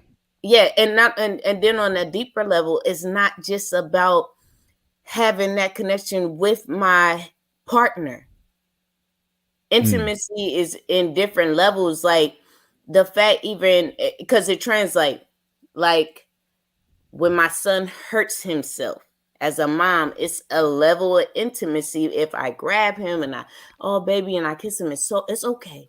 It's okay. There's a level of intimacy of soothing him. Right. Just like when my man comes home and if he's had a bad day, and not that I need to just throw that pee on him because he had a bad day, but bring him the plate and giving him that simple, not like, not tongue or nothing like that, but just that simple kiss, maybe about 5 seconds real quick, just to have that moment, because that's a moment of intimacy, saying like, baby, I see you. Here's an expression of love that's not trying to go there, but just to give you just enough. You know what I'm saying? Just enough to where when I gave you that plate, right when I kissed you and I gave you that plate, you sat down and there was like a happiness after that. You know what I'm saying? So I think what you're saying is like spot on as far as just kissing. And I would say, just to add to your challenge, because I remember when I was doing therapy and I was talking to my therapist about, the relationship I was in at the time and feeling like something was missing there. And she had suggested, she said, why don't y'all try, at least a minimum. She said a minimum of 10 times a day. Yeah. But or even then, I'll give out to people maybe 5 times out the day. Right. If you're around your partner enough of those times to take 20 seconds of kissing. It don't have to be all this, just 20 seconds of kissing that person. Yeah. And just go on about your day, just having that moment to stop 20 seconds. Yeah. Have that. Yeah. And it's also, and again, it is a table setter. Like I said, you like my wife sometimes, like I'll be like, don't be giving me I don't want no peck. You better come here and give me I need a deposit. Yeah. You had a good morning. You better give me a deposit on the day, and I can ride that all day. It's like, all right, yeah, we know what's coming later, but I need a little something to kind of keep me. I get cute. You say the thing, Paul, because when I was in, my current relationship, in a previous relationship, any relationship, if she walks away without kissing me, I go, yo, what the fuck? I'm like, you forgot something here? She goes, what? They're like, get your ass back here, kiss me, and then go. Say, that's your goodbye. Absolutely, and hello. I don't want none of this. What am I? I'm like I get it all the time. Bird like, peck or whatnot. I don't want that. My morning breath. I don't care.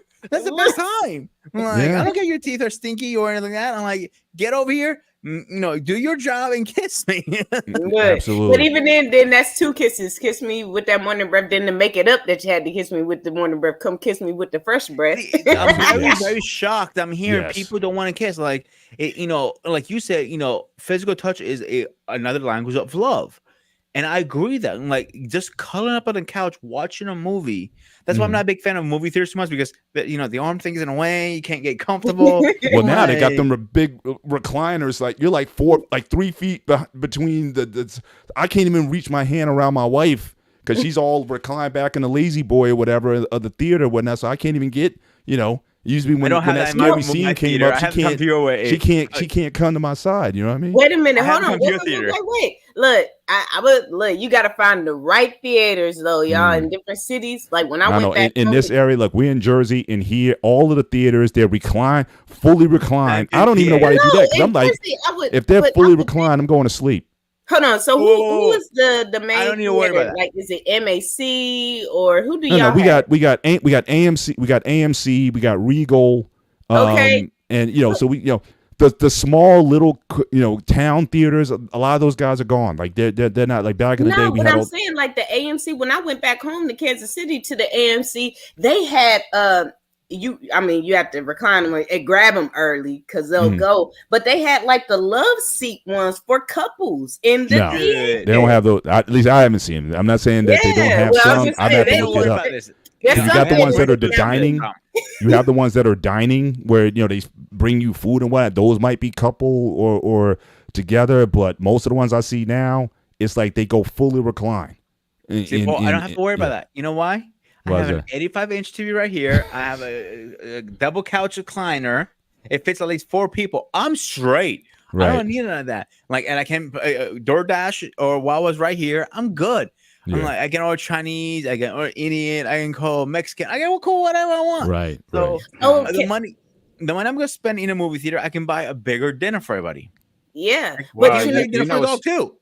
Well, just to throw out there, and I apologize. No, good. No, you good. Yeah, but with the TV, look, the best investment I made, y'all. And if y'all ever look at my show, Vine and Things, last night, my episode, we were outside, and I was talking about putting my projector up.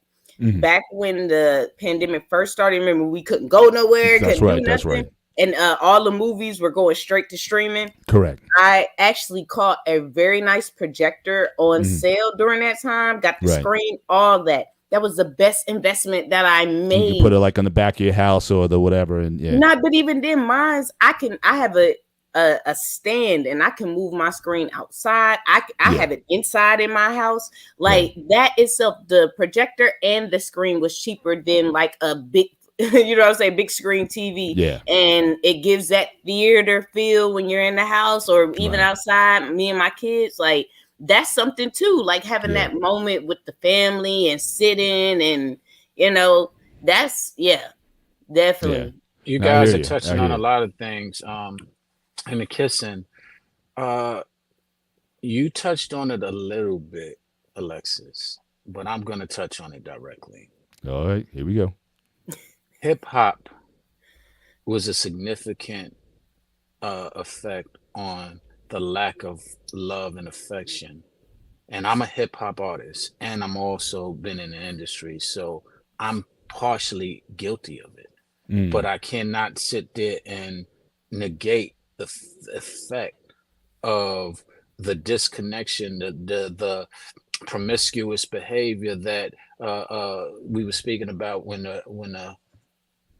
prostitutes wouldn't have that affection because it was too intimate for them, the kissing part. Right. And that was just echoed throughout the hip hop community indirectly. It wasn't ever echoed directly. It wasn't ever said, don't kiss. But everything else that was said reflected and implied not to have that affectionate kiss and not to have affection and not to show love, basically to secure what your lustful ways, your promiscuous ways, to start to advertise. So I am going to take the position on putting hip hop first and foremost up front as far as one of the components that have added to the lack of affection and the lack of kissing throughout the world, not this country where it started. You just gave the stats on throughout the world, and hip hop's influence throughout the world is why I speak to it and why I'm speaking on it. And I have nothing against hip hop, of course, because I am one of the, people who advocate and pioneer free speech and voice and etc. But exploitation of certain things was manufactured, and we can't overlook and just gloss over it. Right. But I would say again, like the graph that I'm showing now, this is not necessarily impacted on I guess the import or the export of Western culture per se. Like some of these places. In fact, if I scroll through some of the slides, some of these places where they took the survey. So you see the lips, the red lips, that's where kissing, and we're talking about, again, romantic sexual kissing, that is where it's practiced. The ones with the blue lips and the crossbar, that where it's just not part of the culture. So again, in many of these places, a lot of these places are relatively remote, Indonesia and some of these other places where it's just not really practiced. Say Africa, again, very few places in Africa where kissing is a practice by the population. It's just not something that's not done. So, but it gets a bit more confusing now because of the export of hip hop or Western movies and culture, or the pornography or the whatever it is. that could certainly be reshaping some of the mindset of the younger people. But I'm saying even for older people, or for people who you may have started out back in the day, again, very romantic with the kissing. You took your time. You were able to get to second base, for example, and stay in that second base for a while without going to taking the clothes off or whatever. You would fondle, you would, pet, you would do, just all that stuff. But it was, like I said, you were in the car. You weren't, you were saying, like, we're not going here. Or you might have had values like, look, we can't have sex before married, but you went up to that line as close as you could get to it without going over it. A lot of times you would go there and you were able to stay in that space. But over time, you get married. Now you can have sex, and it's like the sex is there, but the romantic part, the part where you just spend that time, turn the TV off or whatever, or just listen to some music, and you just, you're just engaging one another like a dance. Like, I don't see a lot of couples who might have started that way. I don't see them staying that way. So that's why I'm saying the art of kissing is something that I see with a lot of couples that they just don't do anymore. Sex, let's have sex. We got 30 minutes, boom, you're right. Knock it out. But can I build on that? I don't mean to interrupt you, but you hit a very point that I don't want to be glossed over. Mm-hmm. Paul, I'm going to jump after Sean after that. Okay, go ahead. Okay. I'm good. What actually happened, Paul? You really vividly said it.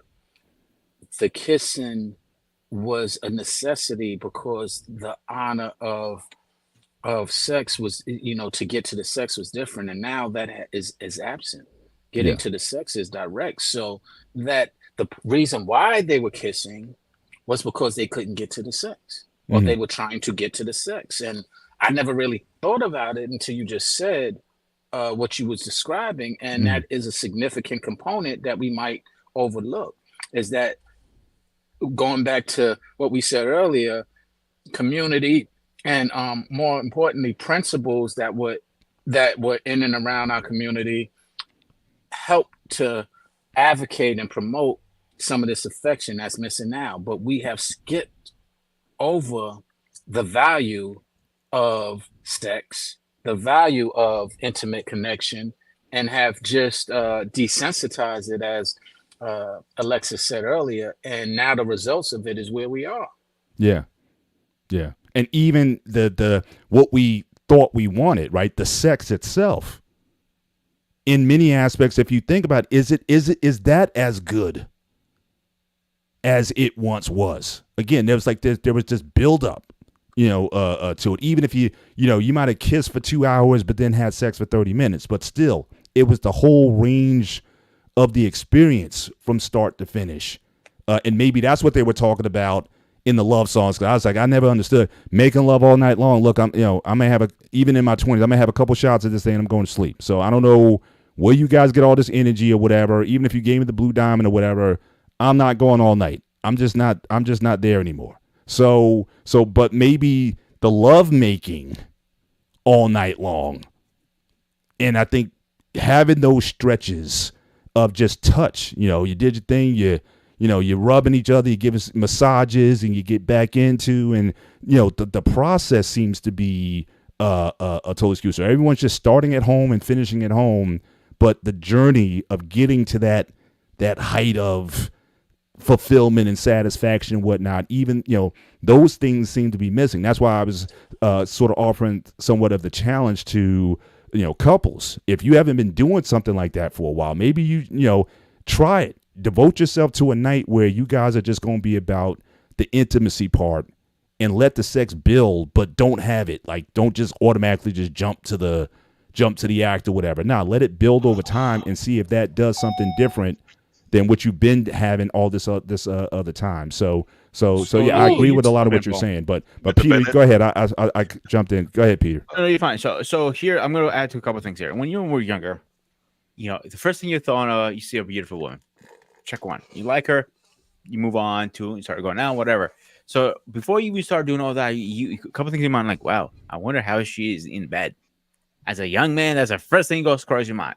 But together, you got to do a couple steps. Number one, you got to ask her out. Number two, you take her out for a dinner or a movie. That was usually the typical most men did. So that's where the affection part. arm around her, cuddling, trying to be a smart ass. Oh, my hand dropped on your boo bags, and my bad. You get this, like, kind of one of those things. So then, try to go in for the kiss and go, I don't kiss on the first date. I'm like, the hell? I just spent so much money on your ass. And you take her out again. You go for a kiss again. I don't kiss on the second date either. I'm like, all right, you gotta give me a little love in here, girl. The third date, oh, here we go. Then you say, okay, I got it. I'm sorry. Getting ready, you have one in your wallet, ready just in case. You're like, nope, you're not coming in. Grooming, putting us up on game tonight. So my the point, grooming rules. Third date. Hey, I'm not trying to go back in time for a minute. Think about it. How much work a man had to put in to just get through the door. Forget about the kiss for a minute. Get through the door. And then the kissing happens. Then, if you're lucky enough to get, more than 10 minutes in the house, you get to stay and watch a movie. Okay, great. Then, if you get to stay and watch a movie, then you get some action. But the process wasn't 1, 2. It was 120. So think about it. I know I'm telling you I've got that moron here. Yeah. But there's something to be. I'm not disagreeing with you there. But the other aspect, like I said, especially for the younger people, they would rather put their mouths on almost anything else today rather on the mouth. Oh, okay, Paul. That's another, you know what I'm saying? You're right. I mean, it's just like, I remember, like, my kids, like, I mean, you talk about young girls on the school bus, right? Would be doing stuff. You know what I'm saying? Boss? But they're not. They're not kissing.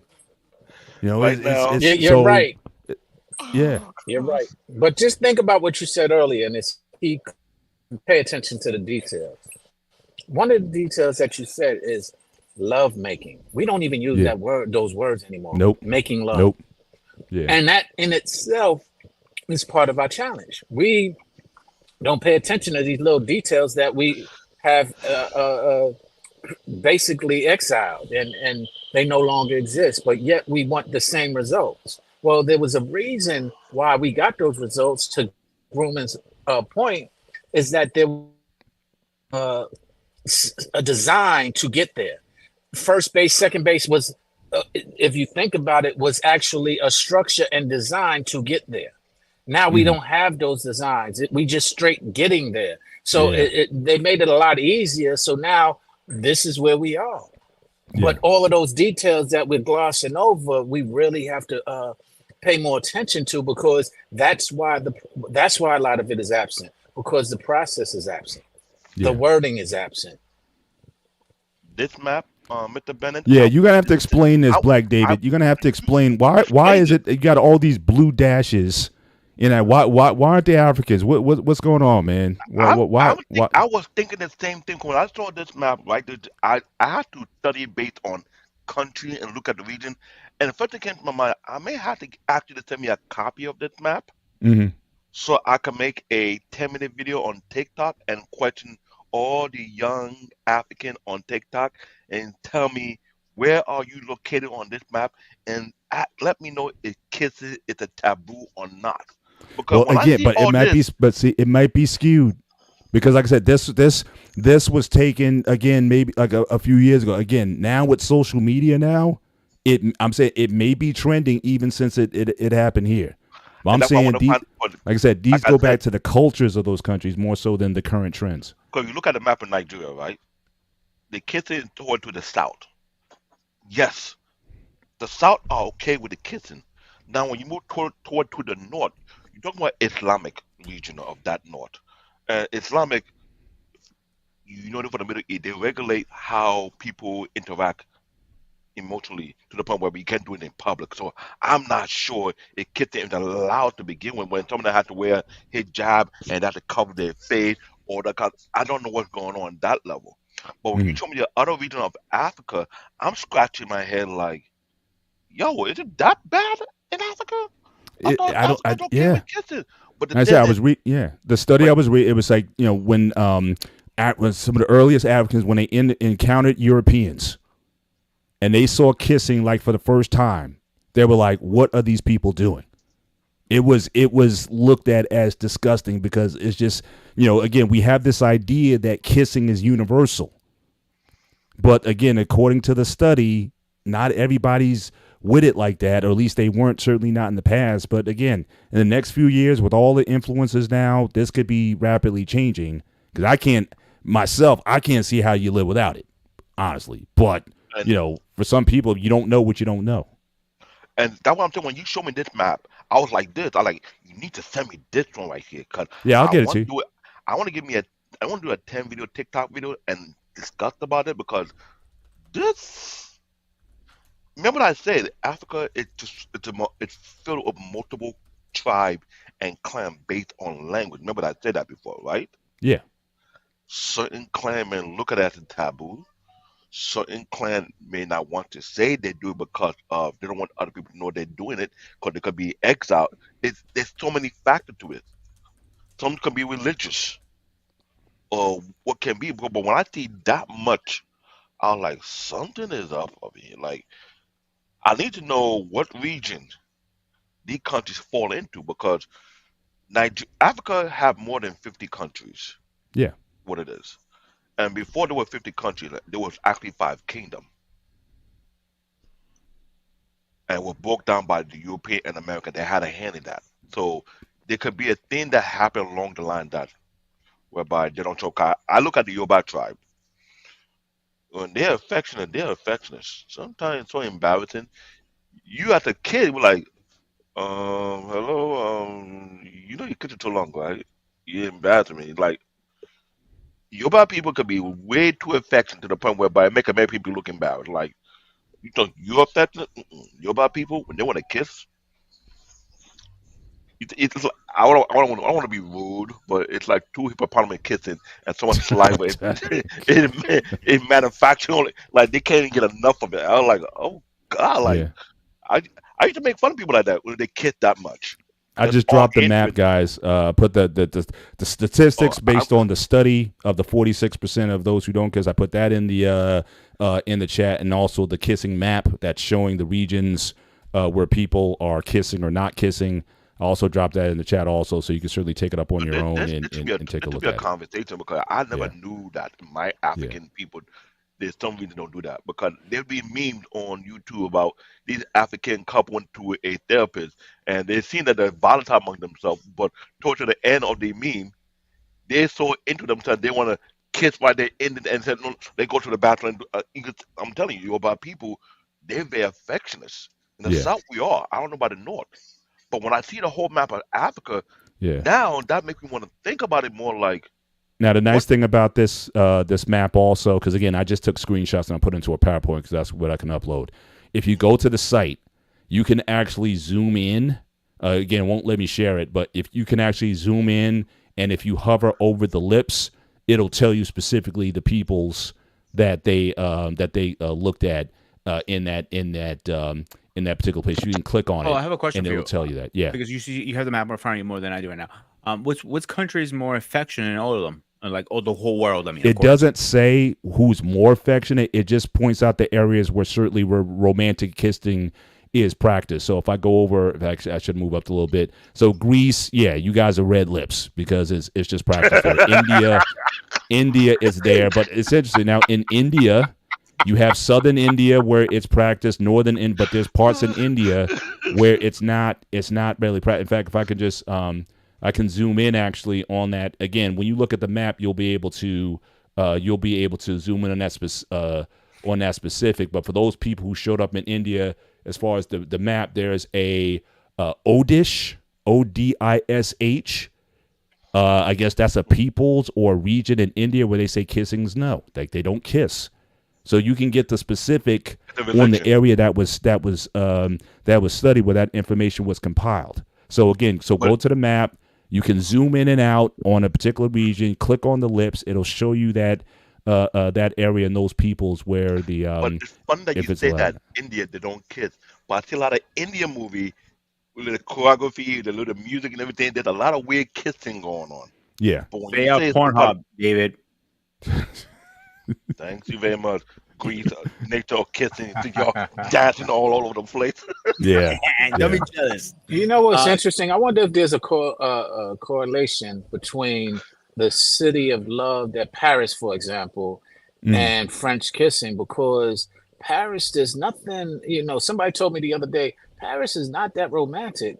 When you actually visit it, the aesthetics of the city is not as romantic as they make it sound. So I wonder if this whole romantic city came from the kissing and affection that we were unfamiliar with, that really we adopted, and it became our I guess thing of romance. So yeah, Well, yeah, I if mean, there's any- certainly, Western culture in general, again, we have, the languages that they call them the romantic languages, right? That early romantic literature, Shakespeare and all those writers. So I think that Western influence certainly impacted a lot of the world. But as I said earlier, now in the 1920s, when you had soldiers in France, they actually brought sort of French kissing to America, but the French don't call it French kissing. It's just how they kiss. But Americans, they weren't used to that style of kissing, so they kind of brought that back with them when they came back. But it's, French don't say it's anything different than what we just do. You know what I mean? So I think that's so it's just, again, different people so just have a different way of how they had to look at wife school. I guess that means you're big into kissing.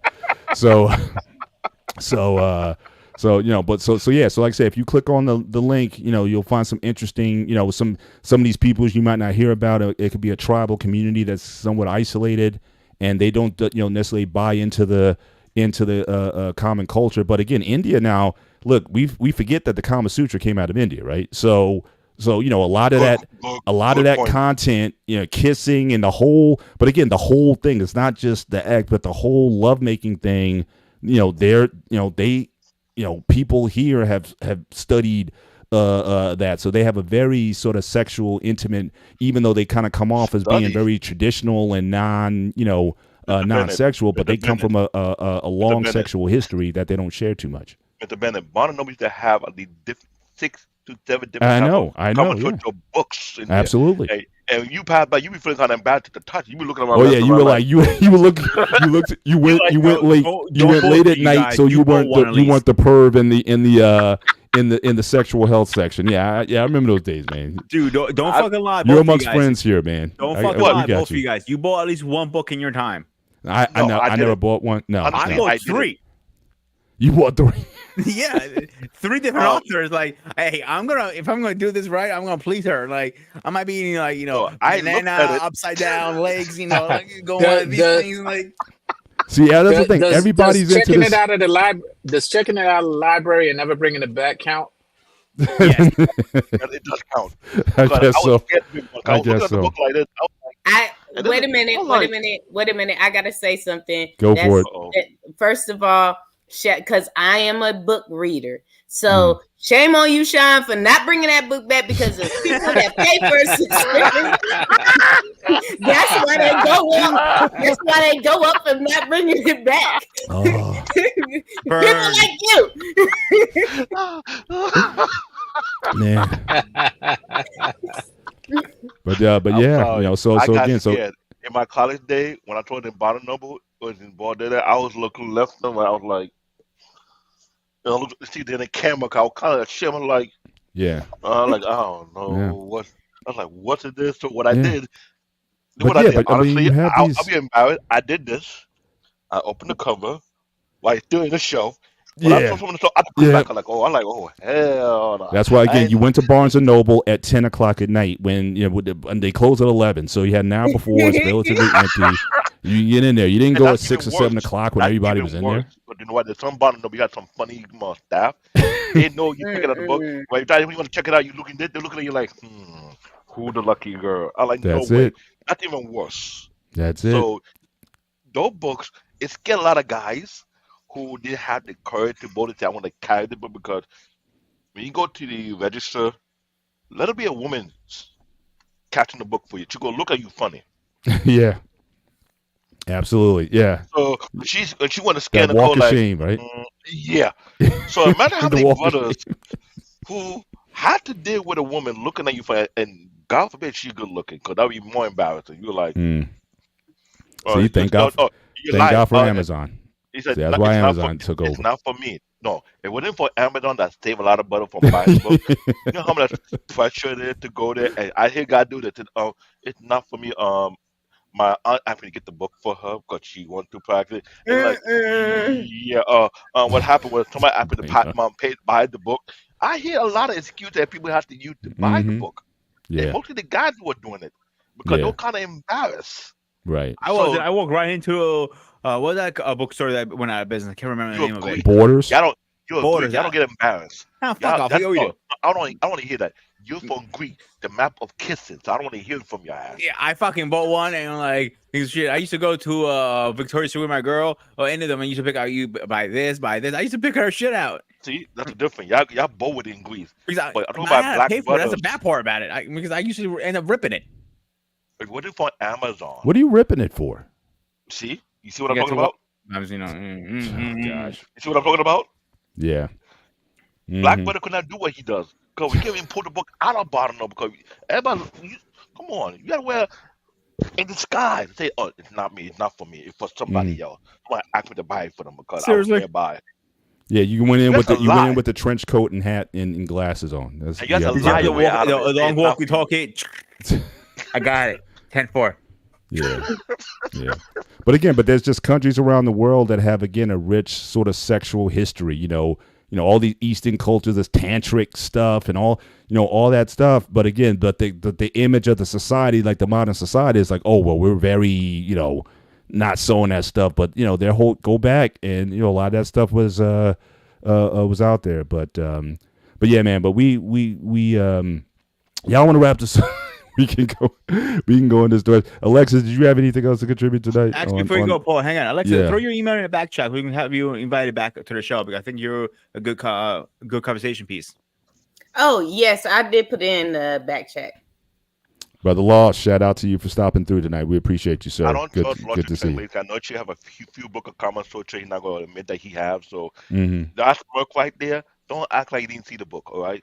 Yeah, absolutely, absolutely, yeah. But this was again interesting topic. Again, thank you, Alexis. Thank you, Sean, CBN as always. Thanks for coming in tonight. And yeah, so we're gonna have shows like this. Our aim is about once a month, every fourth or fifth show.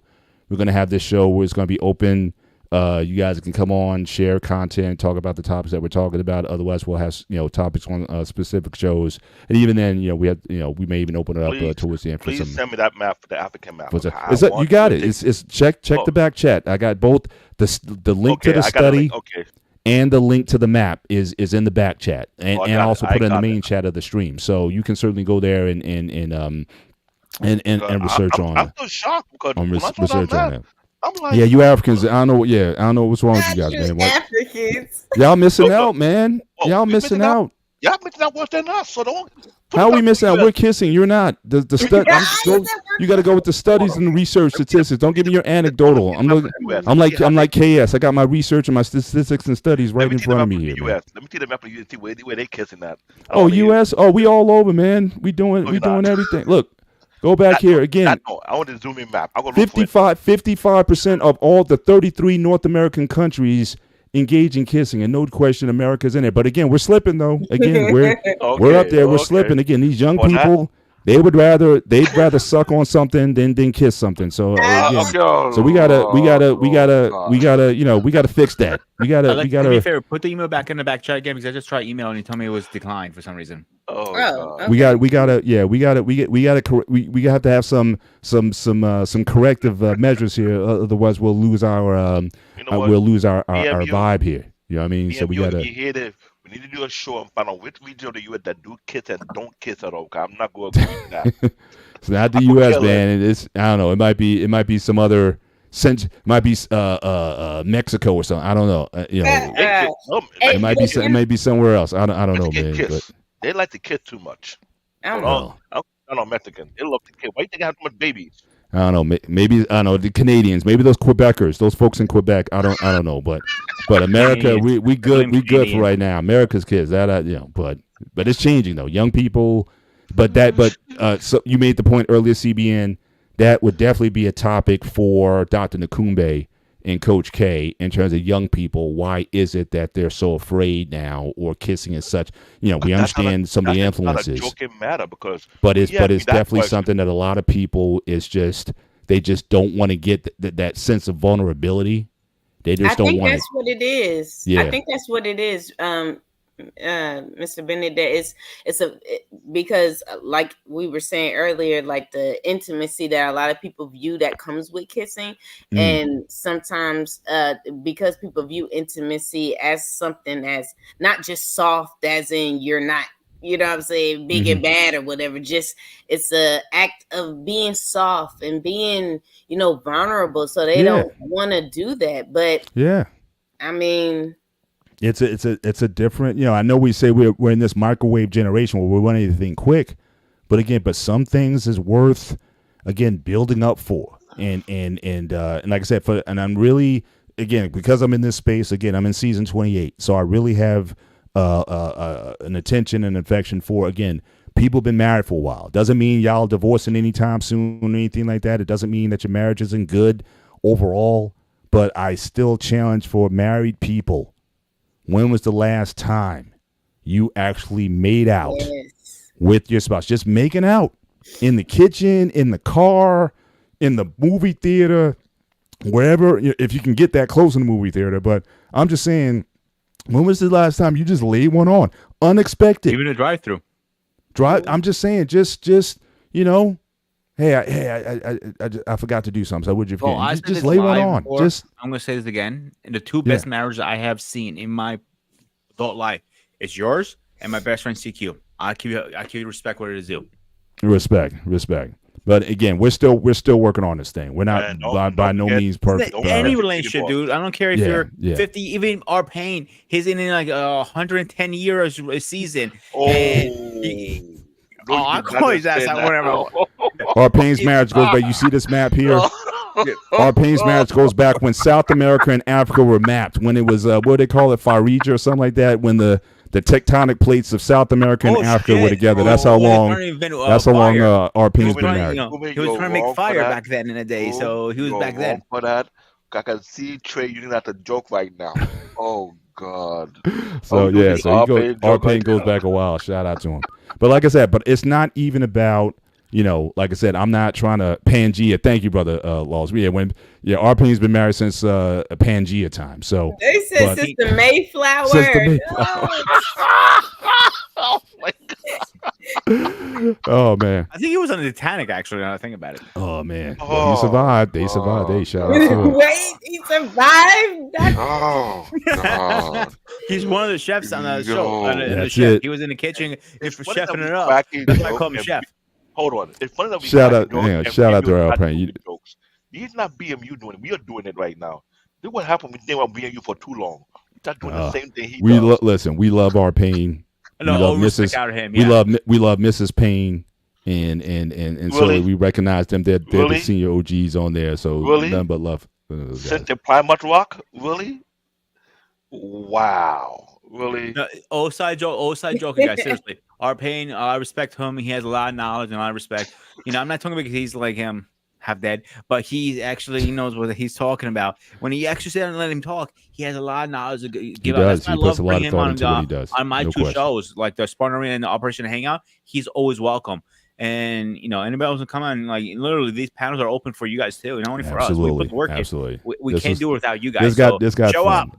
Yeah, this got fun tonight. And again, like I said, we were going into the deep there at the halfway point, so I had to pull us back out and get something a little more. I'll give a shout out to Dr. Nakumbe and Coach K.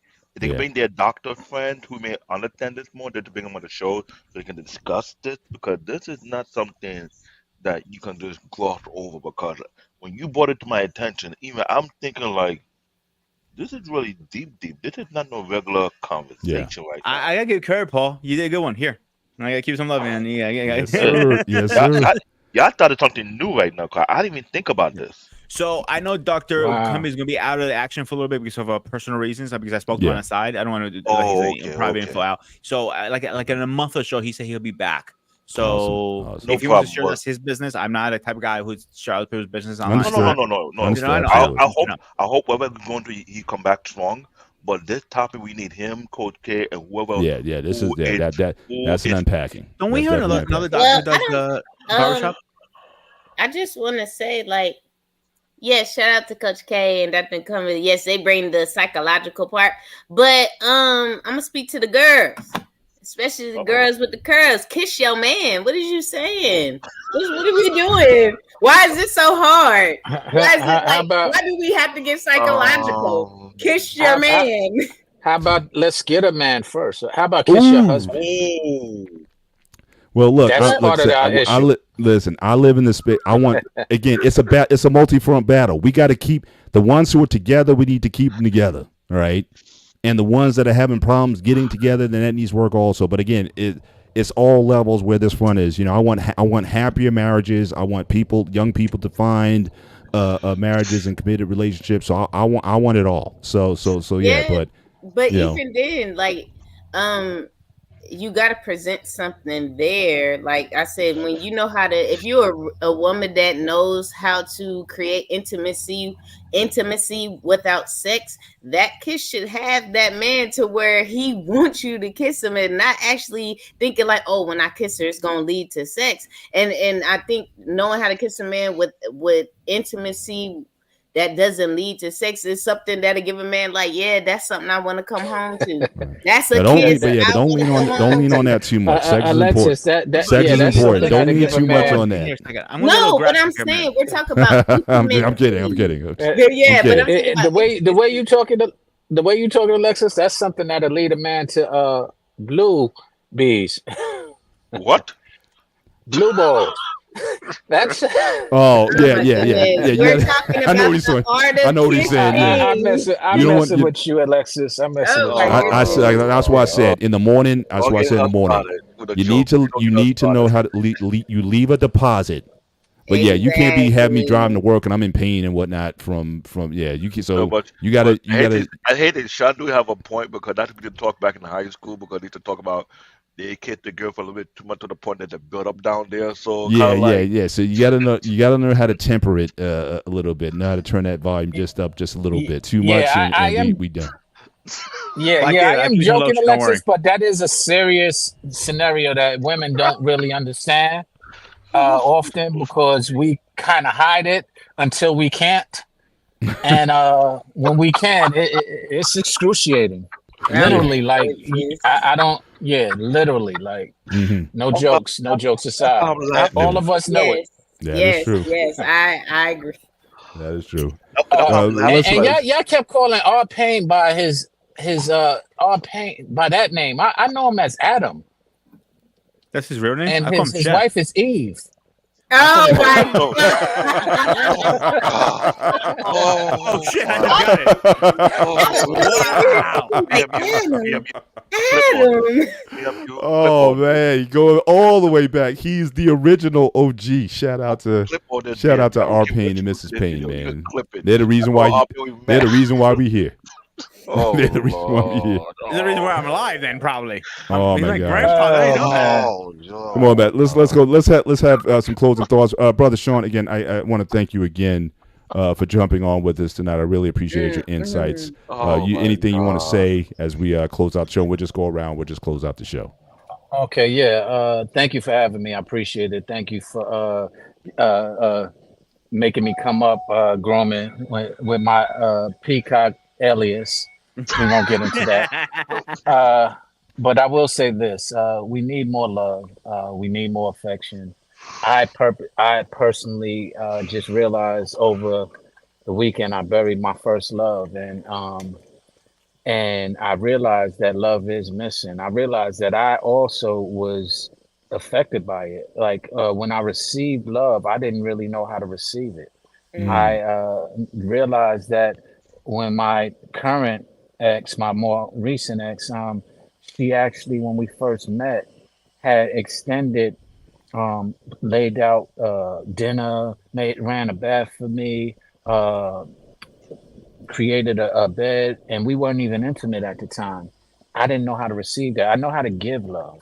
I know how to give love, but I don't always and haven't always knew how, and probably still don't know how to always embrace it.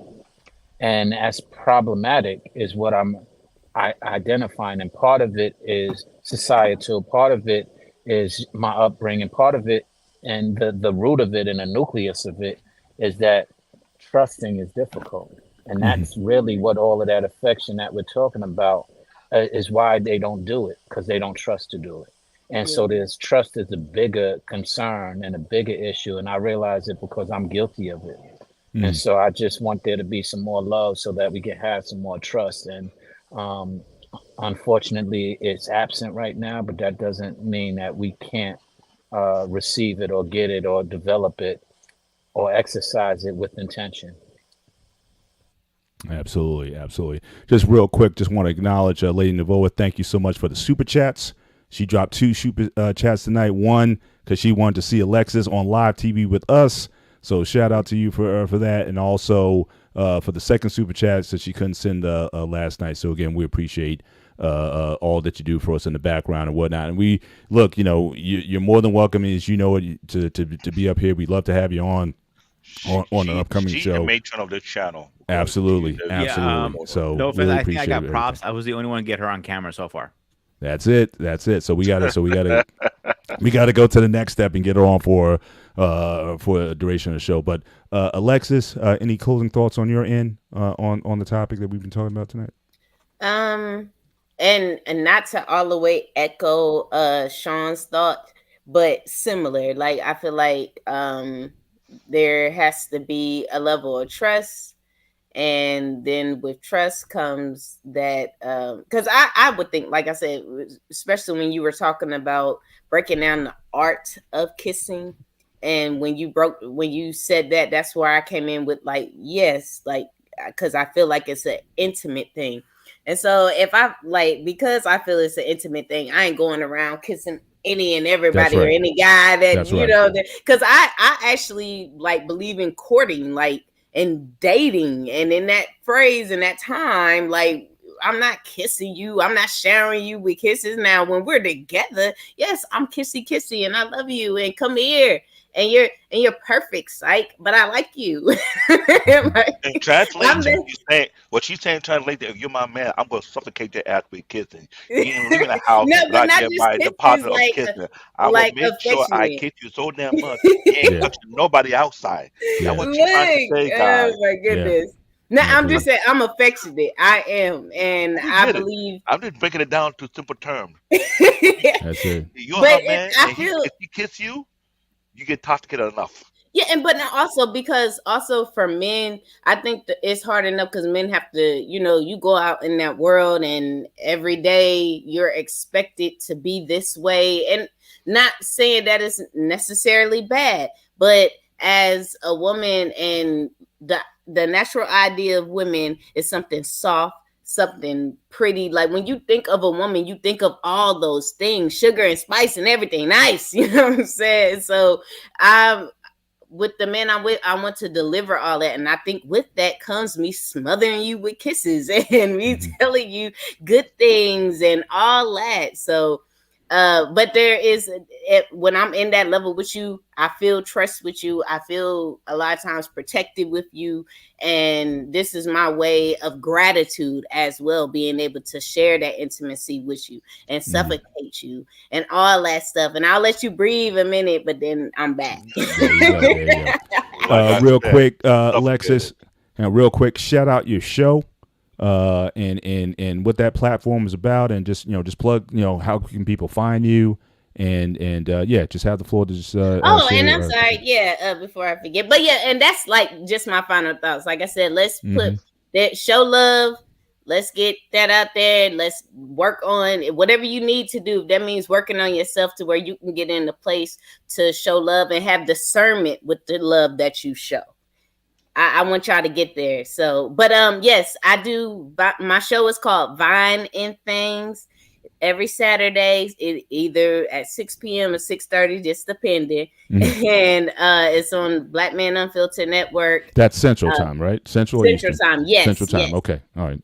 Central Standard Time. So And and what the you be show talking is about over there? One show I came in on, but what's just give us the theme on the show. It's just just random thoughts, or you what are you breaking down on there? Just give us a well, give us a taste. I'm an Amazon reviewer, and I just also applied for their associates program. Okay. And I get tons of different products that I just do reviews on. And also, a lot of times the conversation that I have, I try to tie in the products with it. Gotcha. Like last night, I did the show was just called We Outside, and we were really outside doing the live. And that was the night that I had stuff that were, a tent that I could sit out in. I had a portable little air cooler and stuff like that. And basically, when I was talking about just being outside, was that, I'm actually out in this world and I'm doing things and I'm moving around, and this is just my life. And I wanted just to have a discussion as far as what does outside mean to you, because especially right now when they talk about females or talk about, oh, they outside, they kind of have a negative connotation with it, like you doing something. But when I'm outside, I'm at my kids' games, I'm sit back with my sister who was there as well and having a great time and just enjoying life. I'm outside for real. You know what I'm saying? That's basically Lady what DeVore, you ain't right. Yeah. Look, I was. Look, because and I thought about it later. I said, man, because I have a light, mind you, that I got off of Amazon doing my reviews. That I was like, yeah, I should have brought it outside. But now it's natural light because we outside. That's saying we outside. But just whatever reviews, and like just to go back real quick, my first show was talking about feeling feminine and things that you do that makes you feel feminine, soft, and ladylike and sexy. And I talked about heels. Heels is something that I like that makes me feel sexy, soft. And I like kissing. Kissing makes me feel sexy and soft. So hey, look. But yeah, just just talk about different things. Like I wanted to create an atmosphere, and like I like this atmosphere as well, similar to where you feeling like we at the kickback, we at like Uncle Ben's house. You know what I'm saying? Like where the pops at? Oh, I'm gonna go in there and get it. Okay. There you go. Awesome. So Saturday evenings, 6 p.m. or 6:30 Central Time. Join her on her show, support the show. Again, all this is on the BMU network. Again, BMU, essentially, we're bringing content pretty much every day. I mean, every day of the week. Monday, we got our Pain show. Tuesday nights, the Flipping the Table show. The Wednesday sports show. JT's show that comes after that. Then Thursday, we may have a spot that, shout out to Dr. Nakumbe and Coach K. Hopefully you guys keep that going. The Friday night barbershop. The Vine show with Alexis, and then again we start the week grooming. We start the week with the gray area again. Where we talk about this cross-platform collaboration. I think the best way to bring the world together is to have a conversation with the world, and we want to encourage all kinds of people. We want Asian people, we want Indian people, Pakistani people, whatever region. The more ethnic you are, the more we like it. So we love to have this dialogue, and this was certainly beneficial tonight. But CBN, Black David, your final thoughts, but land the plane, sir. I will land the plane. We had a very interesting topic with something that we had to address it on another time, because I was taken aback about the kitchen part, the affecting the part. Then the part about what father showing affecting to the son, that's another topic. Yeah. I had to give you guys the big shot. Y'all created two major topics that we cannot gloss over. We need to dissect on a later time with a bigger platform on the BMU network. And I will say this, we need an extra engineer who can help out. Normally I'll be the one who helps run the show most of the time, but I have a family as well. I'm a father as well, and I got kids. So not all the time I have availability. When I do have it, I do the best I can. So I'm going to shout out to everybody. This is a great show, doing a great topic. We do need more people who want to help grow this network. And we do have a lot of morning time slot open. Maybe we can do some days show. Maybe we can bring more market to this place, because we're having the type of real deep conversation that a lot of people overlook. Then on the kitchen topic, I hate to say this, that kitten topic is attached to something much deeply rooted. And I'm glad what Sean shared about the kitten lead to blue ball would lead to affection, would tie into what I think a lot of fathers in my country don't want their daughter to be doing because they know first. Give a shout out to Yoruba people. We know what kitten lead to. It built up a lot of affection and emotion, but if that emotion is not properly controlled and maintained, it can blow up to something much bigger than that. It could be a good thing at the same time as a bad thing, depending on what nature, either you're married or not married. But you guys open a door what I believe need to be open. Y'all brought up two major topics, and I'm shocked that it coming from your show. And not coming from BMU, but coming from you guys directly. So I had to give you guys the fist pump. Y'all did an excellent show tonight, and I'm kind of like, wow. You got me thinking. I didn't know this. I could think about the gray area because there's too much stuff in the gray area that There's you it's never a lot of know. nuance, man. You know, You know what? A lot of beings, things. man. It's gonna be great. This one is all Paul. This topic tonight is all Paul's idea, so I gotta give him credit. All right. Thank you. But I had to Appreciate you give you guys. credit. I had to give you credit too because you brought some insight to this as well. Because this is not something to overlook. You might need the gray pill. Shout out to gray pill. Well, you might Is that have like to the come over here. after pill? Good Gray Pill. Shout out to Gray Pill. Good brother out there. He does very thoughtful. BMU. comments Was as that the well. show? My bad. I BMU. apologize. BMU, don't stop right now. Look what BMU doing right now. Look what he's doing right now. Look at this guy. I thought he was on a honeymoon with his wife or something like that. Yeah, because he don't know how to kiss. Shout out to properly. BMU. That's right. Take your time.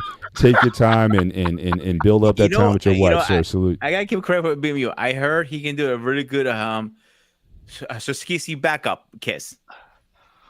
Man, What I'm not is even. this? I'm not The even going WWE there. wrestler, you know, Suski. I'm not even going there. Peter Oh, Panagiotis. Panagiotis, close us out, sir. All right. Let's- Seriously, oh, joking aside, no joking, serious. I'm being serious. Hang on. Try to be serious here for one. Grab your woman. I Hear me. was Grab your saying, woman. Pin her against the wall. This is a great show. Grab her hair. Grab her. A neck. lot of grab lot her of- hair. Yeah, not. I mean, like pull her hair, man. Is it like You said grab. I mean, hold her hair out of her caress. face? Caress. Caress. I Don't. thought it was mine. Yeah. I thought it was not yours. I know every now I'm and just then saying, I might no, need you- grab. I'm trying to land the plane. You talking about grabbing women and pulling hair and stuff, man? What is this? That's a Hey, Greek hey, thing. hey, That's a That's Greek a Greek. That must be a Greek thing. Then. Hey, Yeah, and, that's and, definitely and the a Greek lady thing. and the lady co-signed it. She said, "Hey, sometimes it's all right. So let's listen." Sometimes I may need a grab. Listen. I may. See? All right. See? So- Anyway, grab her face. BMU doesn't mean you're gonna go grab your wife here right now. Try that out. I'm putting you on a blast. Don't blame. You might be don't out of blame milk the carton goddamn when you self. done that. Nah. So Oh Lord! I'm trying to be serious See here. what you started. See, you started with that. See, look, don't pull the wig off. Man, I'm trying to be fucking serious here for a minute. And this where you see BMU go play the wig, pull it there. He had the wig. I'm gonna Shout out to the Yeah, nation of like, Wigwam. David. Shout out to the nation of Wigwam. Right? So, seriously, pin her against the wall, kiss her, caress her face, caress her hair, pull her hair a little bit. A little roughness doesn't go too far. A little. I didn't say a lot. Little, like Just 1%. Yeah. So BMU, do not try this. Shut Yeah, up down there. It's your fault if you had a Like David, 4.8 mute him, earthquake. please. It's your fault, BMU, when you did that. And you had a 4.8 earthquake that shook our city. Christ. Do not do it again. Can I get my monologues? God damn it. Do it all over the news, and you know it's your fault. We have a law. Land the plane. I'm trying. Yes, We gotta get out of here. But seriously, all joking aside, kissing, a little kiss can go a long way. Quick plug in, guys. Don't forget Wednesday at 9:30 at my show. We're talking about. I'm gonna get my schedule out here. Old school versus modern relationships. Let's find out. 9:30 on Wednesday. Oh, your turn. All right. Well, again, thank you everyone for joining us. She is Miss Alexis from Texas. He is CBN. He is Panagiotis.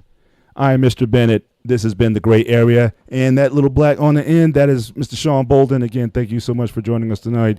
Again, the Gray Area Looking forward to another conversation. We'll see you guys next week. Take care. God bless. We out. God bless.